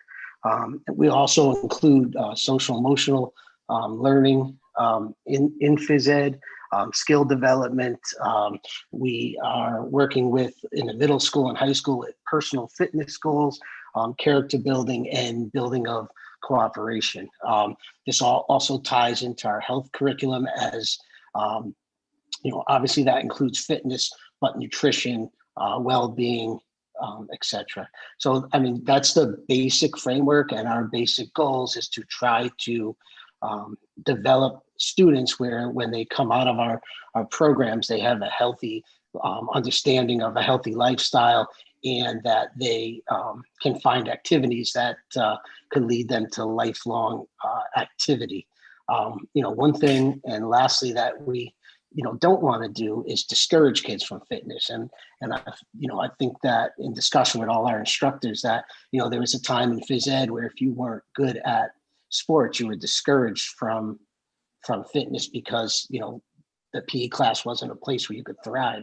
And I think over the last, 4 or 5 years, we've turned our phys ed classes into a place where kids of all skill level could thrive and find activities that they personally can thrive in and, carry on beyond their school years. Thank you.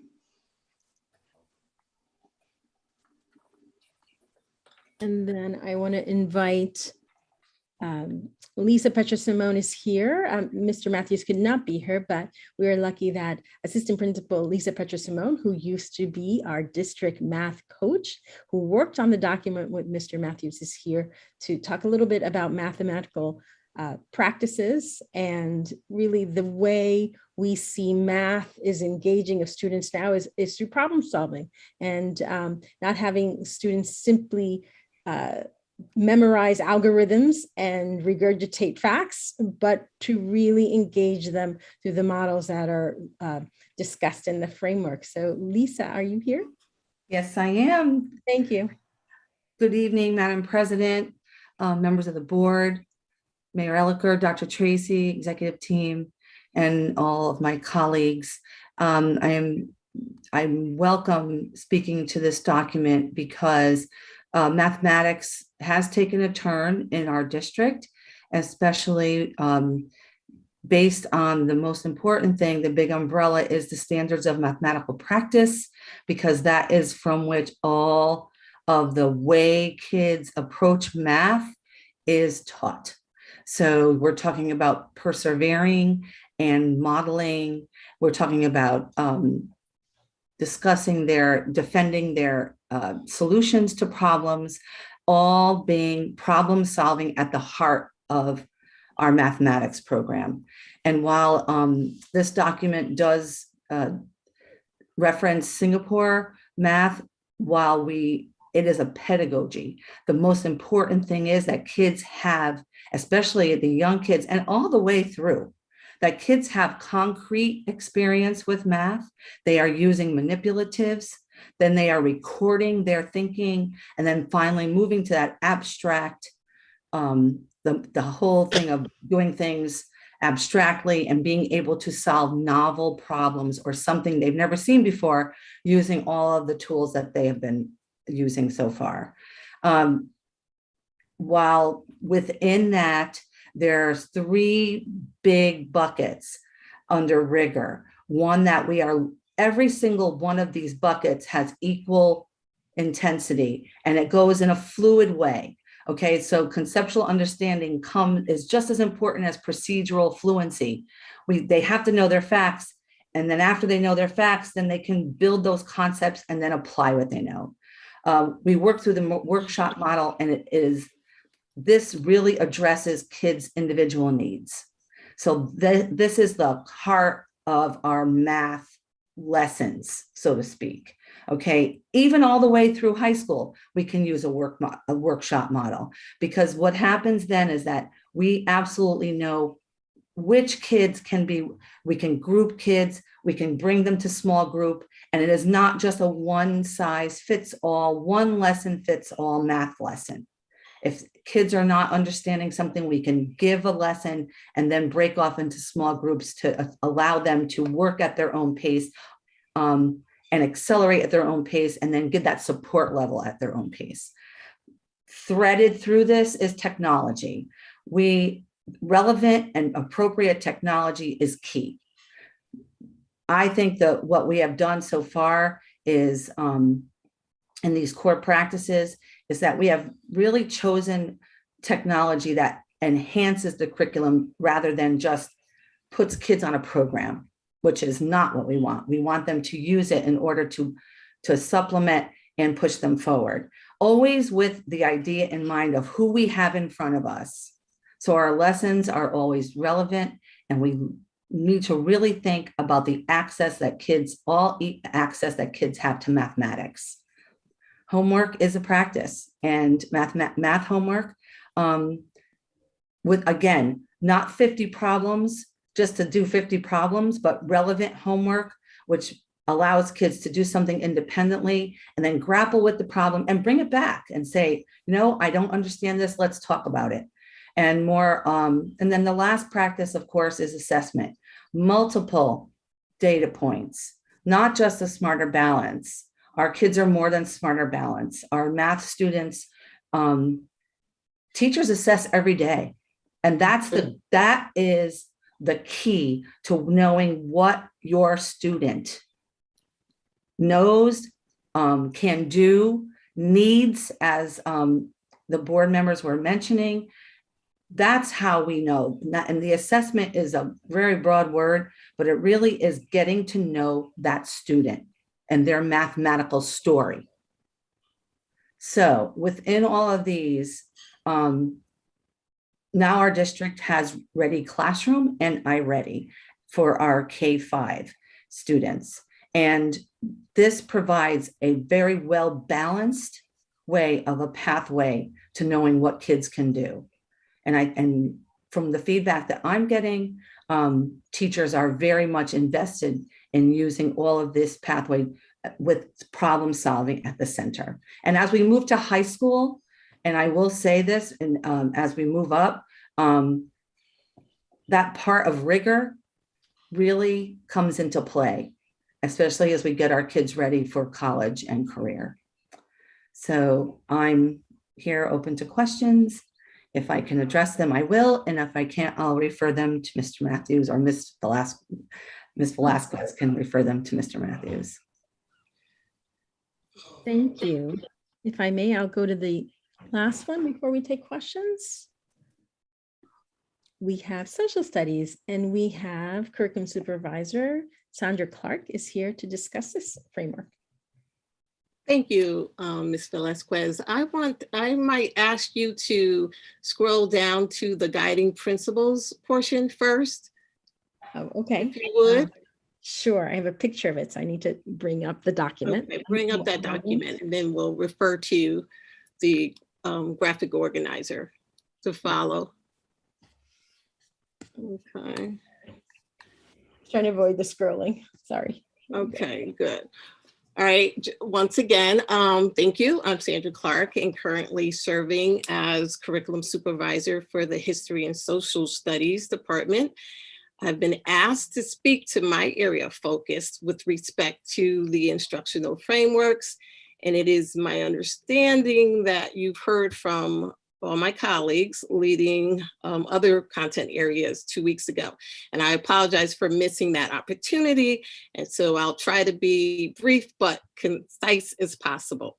And for the purposes of clarification this evening, what is being shared is the framework for district social studies that is organized according to a schema that signifies the relationship to standards suggested for college, career, and civic readiness, or what we call the C3 framework, with inquiry at its heart and being the driving force for learning.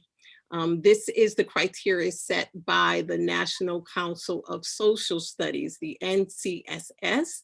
And again, this is the source of our state and district curriculum. I'd like to highlight one point. This is why I asked Ms. Velasquez to post the guiding principles. Looking at this document, the very first guiding principle, students learn the value of good citizenship And if you read through the complete description, if we, just a few moments, if you read through the a couple of lines there. In essence, overall, we all know that citizenship is important. And then one might say, how does this framework help our staff better support our students? Hypothetically speaking, I might answer by acknowledging the fact that there once or still remains to be a generation of, let's say, young people between the ages of 18 and 25 who were not voting. We then might have some reference or some data points to, and use this information, which would indicate how important it is for the adults to put forth a major effort to inspire or motivate our students to exercise those rights. We now have an understanding that we must provide our students with the content knowledge and those skills essential to developing our students and empowering them, each with the skills that promote responsible citizenship. So as we go into the actual frameworks, as evidenced, guidance on the expectations for students, with teaching core practices and student experiences such as reading, you will find through each one of those domains, research, problem solving, decision-making, discussion skills, all briefly defined throughout the document, and as are carefully laid out to ensure all are now aware of this significance. And I mean, all of our staff members throughout the district. Even more, I also like to think that we then may be in a better place to identify and exercise those, as I think one mentioned, the norm referenced practices to address any deficiencies or potential deficiencies that may possibly influence the level of productivity of those less informed citizens in the future. And I can go through each standard in this way to unravel this document, which is key to how each statement was developed. But in short, many of these points naturally lend themselves to the study of our past in order to make sense of the present and prepare our students for the future. And as also, you will find fully supported the wonderful message that Dr. Tracy began with, who forcefully addressed our district's mission and vision.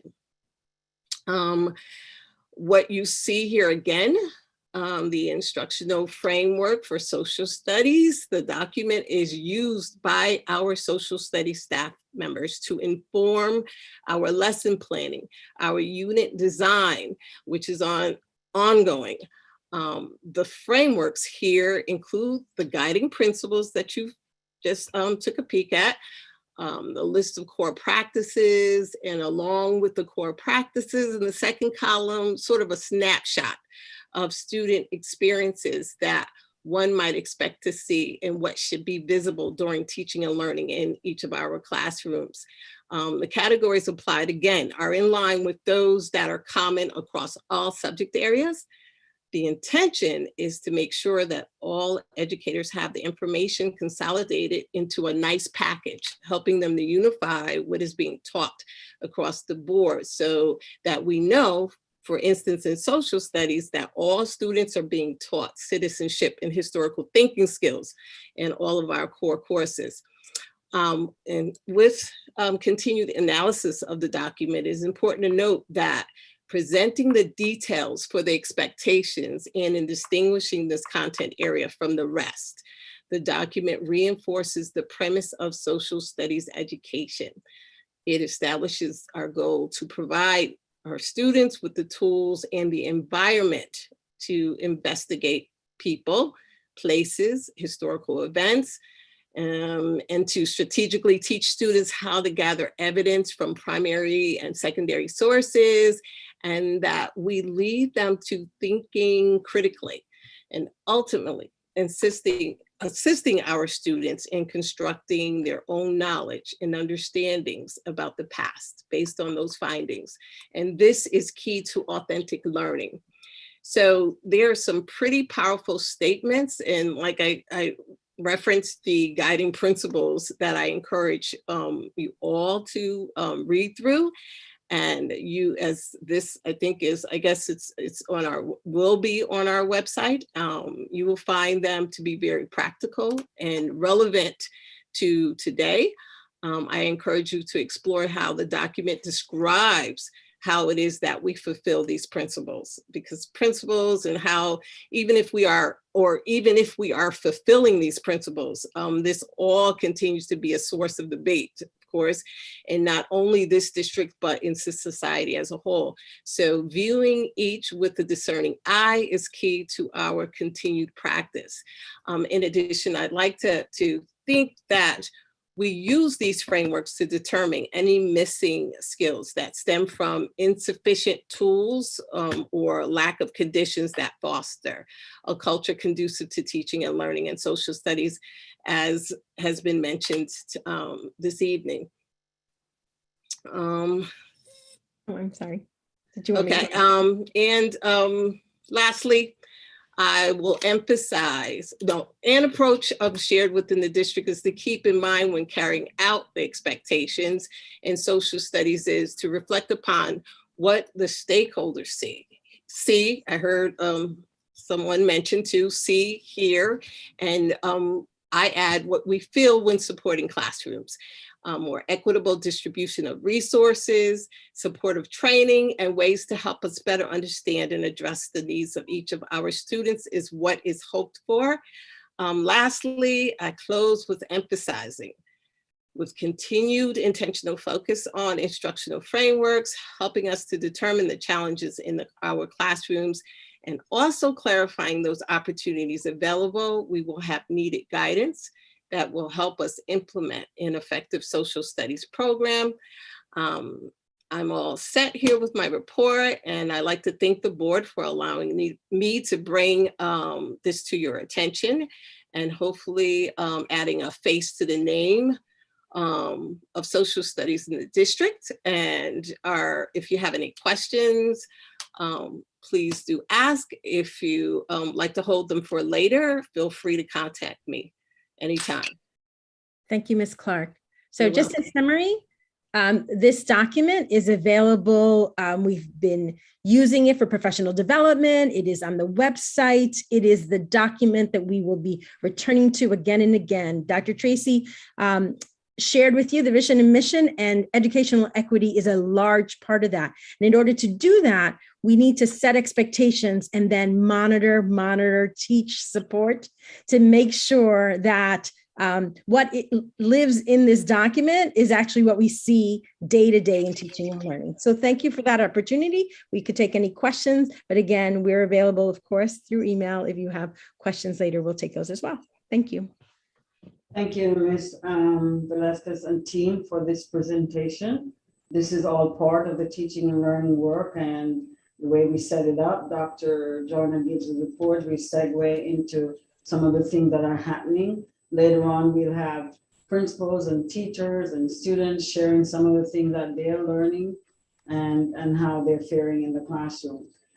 What I need to say that these documents, as I told my staff, I am in between digital and what you call the other one? Analog. And analog. So the analog part of me is saying, you know, it's great to have all these things on the website and in the cloud or wherever we put them. But I've asked Ms. Velasquez to make sure that these things are captured. We have a print shot in a booklet form with all these frameworks for the different areas, and also what students should know and be able to do.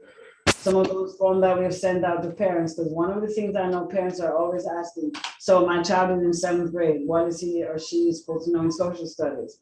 So as much as we put it out there for parents in a little booklet form and for the community to see what it is in a nice packet, these are the things so they can reference.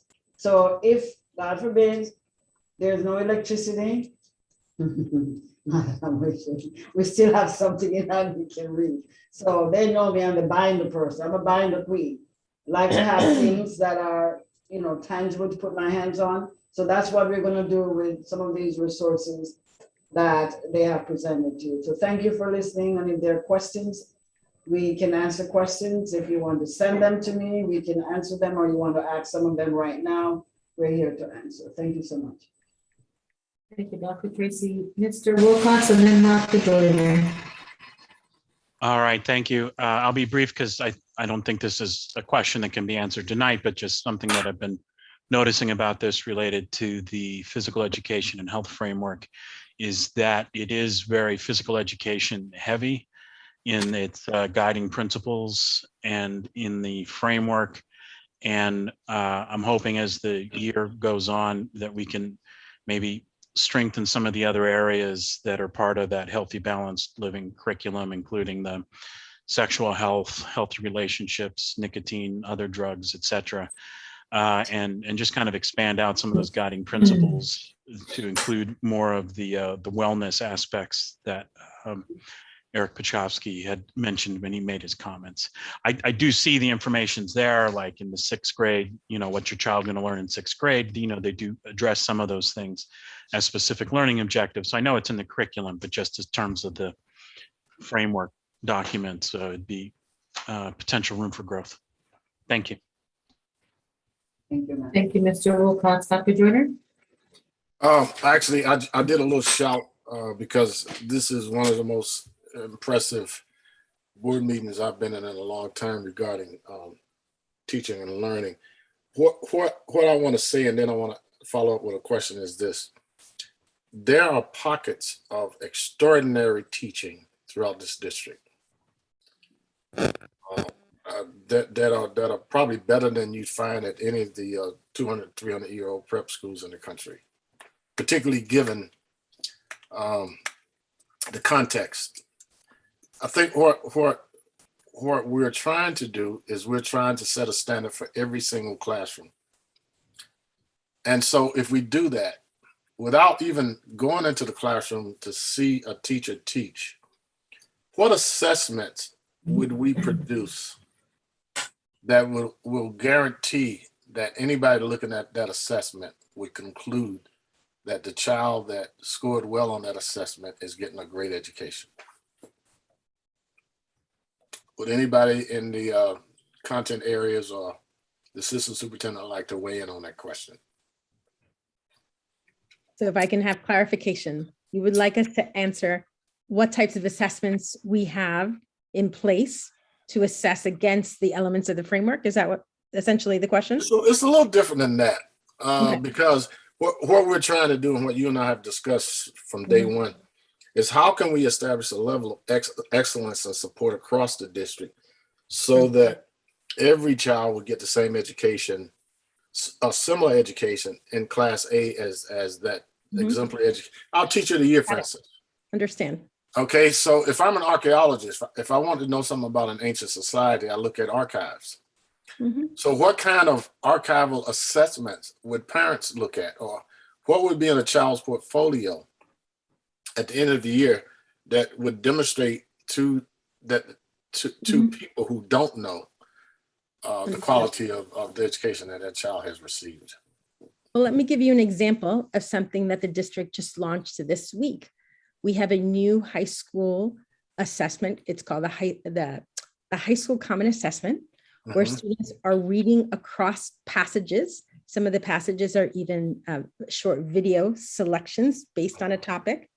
And they have to annotate the text and then write a response to a prompt regarding that particular topic, and then actually publish the piece online. We're also having them take that extra step, even though we know that is a heavy lift, but is something that will be required of them as they enter college. And over time, we will be collecting those pieces of writing from 9th grade up through 12th grade 3 times a year.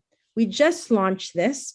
We have a long way to go. It is the first year we're attempting to do this, but we know that writing, after reading and synthesizing information, is some of the best information that we can gain from our students to understand how they're processing information, how they're using language and how their language has developed to express their ideas. And so it is a major undertaking. I am very proud of the team that has put this out. We have, again, it's the first in administration, and it will be messy, but we think it's a worthy endeavor, and we think that we will be collecting authentic information rather than simply a standardized test, which is used for different reasons, right? So we're moving in that direction. For every element of every framework, there will be an assessment attached to that element that we can administer, a common assessment that we can administer and understand how students are progressing from grade to grade to grade. Thank you. Evie, I just want to answer Mr. Wilcox's question really quick. I think in order to achieve what you've asked, that we should put together a separate framework for health, separate from the phys ed, instead of incorporating them together. I think that would be the only way to include all the different aspects of the health curriculum into a single framework. Wonderful. Yes, we can do that. And we know that we will learn and this will evolve. Yeah. All right. Thank you. So that concludes my presentation, my section for the day. Thank you for listening. Thank you, Dr. Tracy. Mr. Bolton? Thank you, Madam President. I had a couple of emails and texts over the last couple of days, and then one or two of the speakers brought up a couple of points that were emailed to me. So I want to raise these issues if they could be answered now. Okay, if not, I'll just wait for the next board meeting. The first one, which I was surprised to hear about, was lockers being unused. And I think I heard an answer to this a few weeks ago, because it's such a strange thing. I'm almost sure I heard this. Is there an answer to why lockers are being unused? Dr. Tracy? We are going to respond to that the way we normally respond to the public's question, Mr. Golson. But this is not the public's question, it's my question. I got this in an email earlier today, so I'm asking the question. Is there a simple answer to that, or does it take time to figure it out? No, it doesn't take time to figure it out. I was just being respectful to you. Say what's done on the agenda at the end of our academic discussion. But I'll answer you. Thank you. Remember, that was part of the mitigation strategies for health and safety that we had in place from last year. And the COVID pandemic is still there. It's increasing in our buildings. That was to keep students from congregating at their lockers. How high school is, and when kids are head out to their lockers, like Broadway. And so that was a mitigation effort that was put in place, and we maintained that mitigation effort this year also. Understood. Thank you very much for that. In terms of late buses, because I've been hearing this over the last couple of weeks, who can parents, late buses and especially related to attendance, well, actually mainly connected to attendance. I've been hearing from several parents that they've been having some issues around this attendance, that it wasn't adequately reflecting their children's attendance. Who do they contact to fix that? So first of all, they contact the school, not the district office, the school that deals with attendance. Number one. Number two, we do not mark late bus students. We do not mark them late nor absent. We do not mark them late when they come in. That has always been our practice. Students whose buses are late, we do not mark them late, tardy, nor absent. Dr. Tracy, I hear what you're saying, but that may not be true in practice, because I've been hearing this almost from day one. Parents have been reaching out to me and saying, my child was being marked absent when he wasn't absent. And several of those times it was because the bus was late, they thought. It wasn't necessarily, there were other issues also. So do they reach out to the principal, or do they reach out to the teacher? They reach out to their school principals, who would then reach out to their teachers. Or some of them can reach out directly to the teacher to indicate what has happened. But the best way is to reach out to the school principal about their concerns. All right, so if a parent contacts me, my response to them is, instead of sending it to you, to say to them, reach out to your principal. That's correct. Thank you. Another question I have, and I only have one or two more. When are we going to get an update on student attendance at sporting events? That will come later on, soon as we make sure that our kids and families are safe at these games. So it was a good thing the last game we had, that because we put this strategy in place, it was safe, it was civil, and our students were okay. So it will take a couple more games to see when we can really let up whatever we have put in place for the safety of our students and families. Okay, and one other question I have. During one of your reports, I heard that we don't officially have remote teaching. I thought I heard that. Is that correct? That apparently the state doesn't allow it? I thought I heard at one of the other meetings. Is that, am I confused by that? There is no remote teaching in the state of Connecticut right now, per the last order that we had. We are to have children in school 5 days per week. That was our directive. However, we know that we have students who are being quarantined and we have to provide some kind of services for them that we presented last time to the board. And they were concerned about the number of hours they were getting.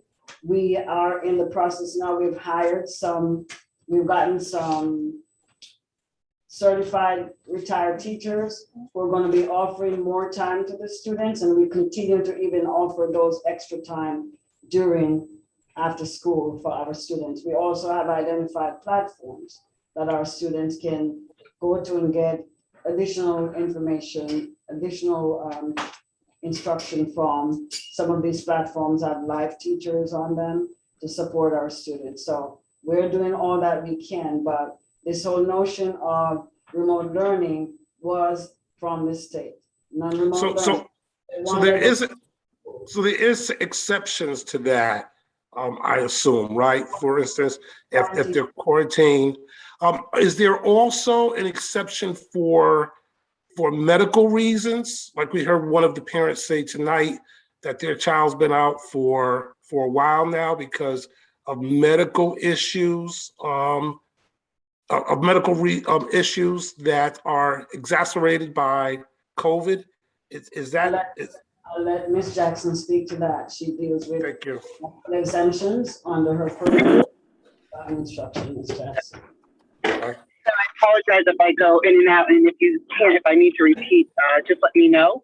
But yes, there are children who, if it has been approved by a medical doctor, that they will receive some instruction. They will receive instruction. The manner by which that instruction is delivered, it varies, individualized by students. We have not had a huge number of requests relative to having a student from medical homebound as it relates to COVID, or folks who may have something relative to COVID procedures. We do have students who are receiving some tutoring support by way of either during the day and or after school for other medical reasons as well. But to answer your question shortly, Mr. Goldston, yes, the answer to that is yes.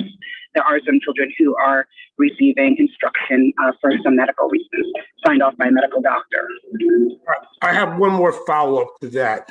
Are those students also tied into, or are they also receiving that 2 hours of instruction after school and not receiving instruction remotely or otherwise during the school hours? Actually, no. It depends on the student. So I'll give you, for instance, we have a couple of students where, because of their own individual programming, they have individual teachers who have serviced them during the day. So we were able to provide them with instruction during the day and after school. But those were unique situations for those particular students. I don't remember if Dr. Tracy also gave you the update, but even for the students who we currently have who are quarantined, I think to your point, Mr. Golson, you talked about, just providing the instruction after school. We've also been working with Yale tutors. Yale is actually providing us with a cadre of tutors and some retired teachers for us to be able to provide parents with options both during the day and after school. The second week in October, we will be able to add the option for parents during the day as well. And we are doing it somewhat in a similar fashion to a virtual academy, looking at teachers who are grouped in grade levels, so that there are students across the district who, if they require the service, whether it's through medical homebound and or because as a result of being quarantined, that we're providing them with more options, not just solely during the day, but also, not just solely during the afternoon, but also during the day as well. I think you heard us talk a little bit about the teacher shortages. We are still continuing to try to provide options during the day as well, because we too agree. We're trying to make it, as convenient for parents and as students as well. So just wanted to let you know we have added an option. Yep. Thank you very much for that. Thank you, Madam President. I'm done. Thank you, Mr. Bolton. All right, Dr. Tracy, I think, does that conclude your report? Yes, I am so done. Thank you, Dr. Tracy. Well, I do not have a president's report tonight, so we'll move on to the Head Start report. Mr. Wilcox? All right, thank you. I'll be brief with this. Couple things, though, that I do want to bring to the board's attention. The Head Start committee did meet on, I think it was last Thursday. We had a good meeting. Couple things. Enrollment, we're still have spaces available in New Haven Head Start. So tell your friends, tell everybody. And there are folks that are available to assist with the paperwork issues and everything that's needed. So there are some spots available.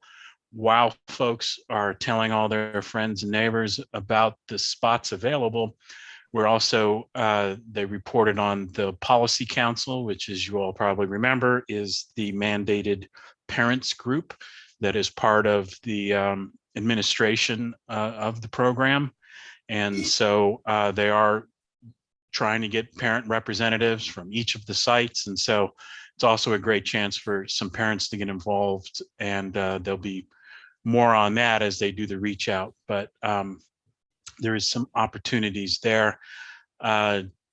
Two other things I'll mention is work is continuing on the not only doing all the mandated health screenings for the returning and new students, but also on the potential partnership with Cornell Scott Health Center on a school-based health center at Mayo, which will make it much easier for folks to do these mandated health screenings for the students and so on. So work is going on with that, and they will be getting some information to us as to some of the costs, but there is money set aside for this, and Head Start office is very in support of us. The Head Start regional office is very supportive of us of having a health clinic there to help with our students' health needs. And us would also bring a chance to have some dental care there as well. So that's being planned in, dentists and a hygienist, as well as APRNs. So, and then finally, we have the focus area 2 coming up, which is the regional office coming in and checking a bunch of paperwork and plans and making sure things are going well. So that's coming up in early October. Happy to answer any questions if I can. Hearing none.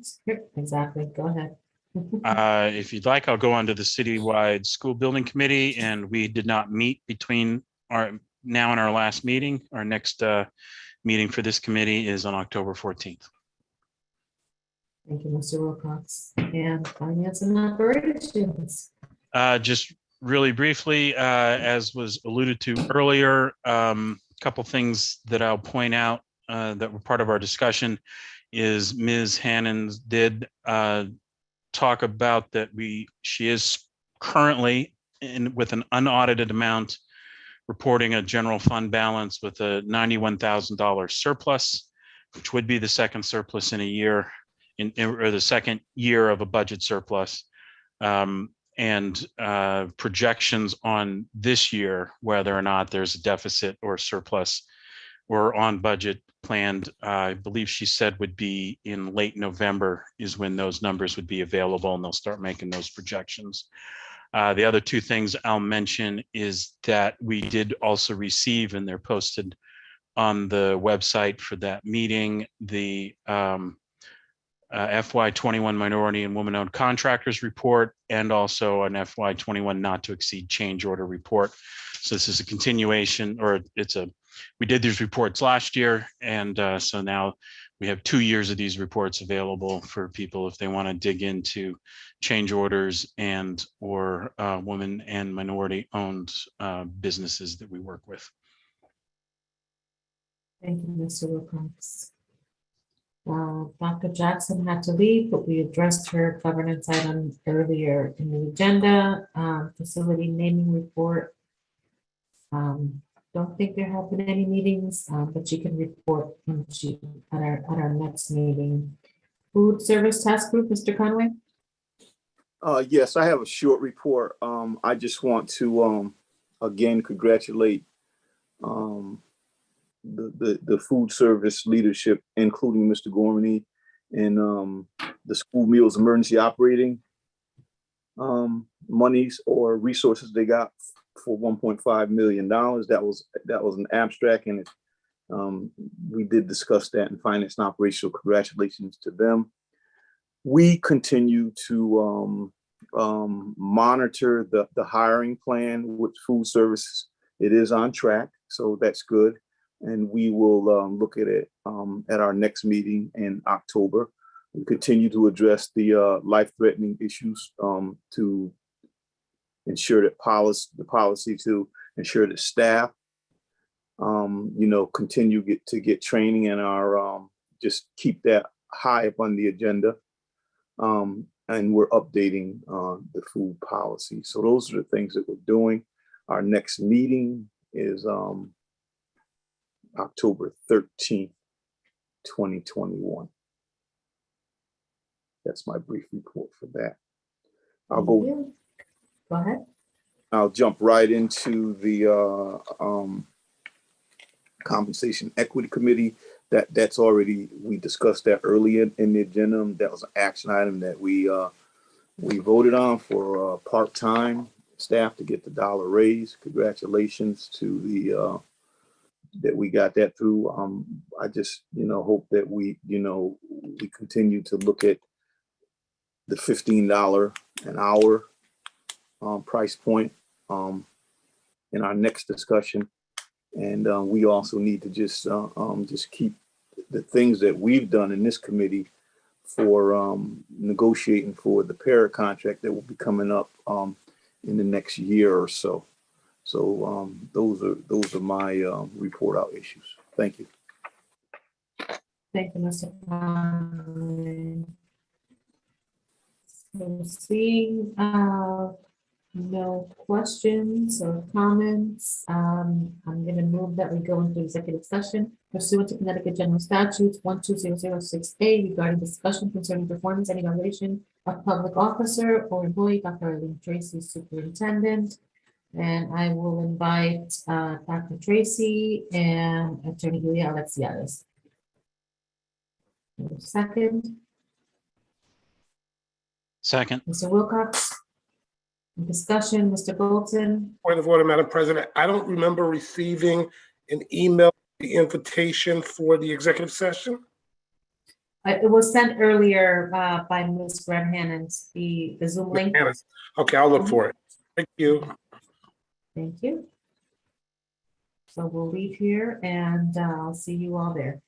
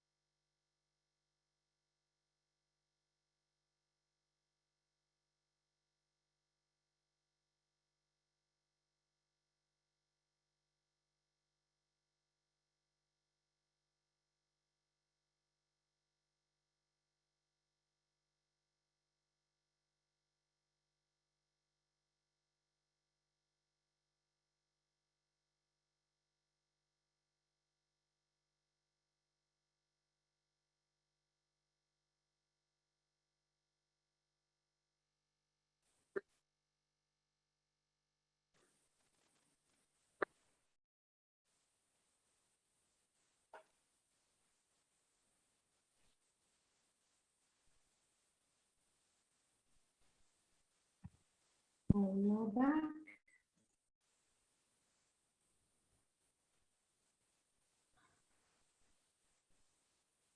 I'm not missing anyone, right? No. Okay, so we are out of executive session and back in regular session. No votes were taken in executive session. Dr. Joyner, Madam Chair, I move to approve the goals and evaluation. Point of order, Madam President. I think that we got the vote to go into executive session, so we're gonna. Oh. Do that. Yeah, that's right. right, we almost forgot it again. We're getting touchy, So we forgot earlier to do the vote to go into executive session, so we're doing it after the fact. A motion to go into executive session pursuant to Connecticut General Statutes 12006A regarding discussion concerning performance and evaluation of public officer or employee Dr. Eileen Tracy, Superintendent. So moved. And properly seconded. Any discussion? No. Dr. Joyner, Yes. Mr. Wilcox, Yes. Mr. Goldson, Yes. Mr. Conway, Yes.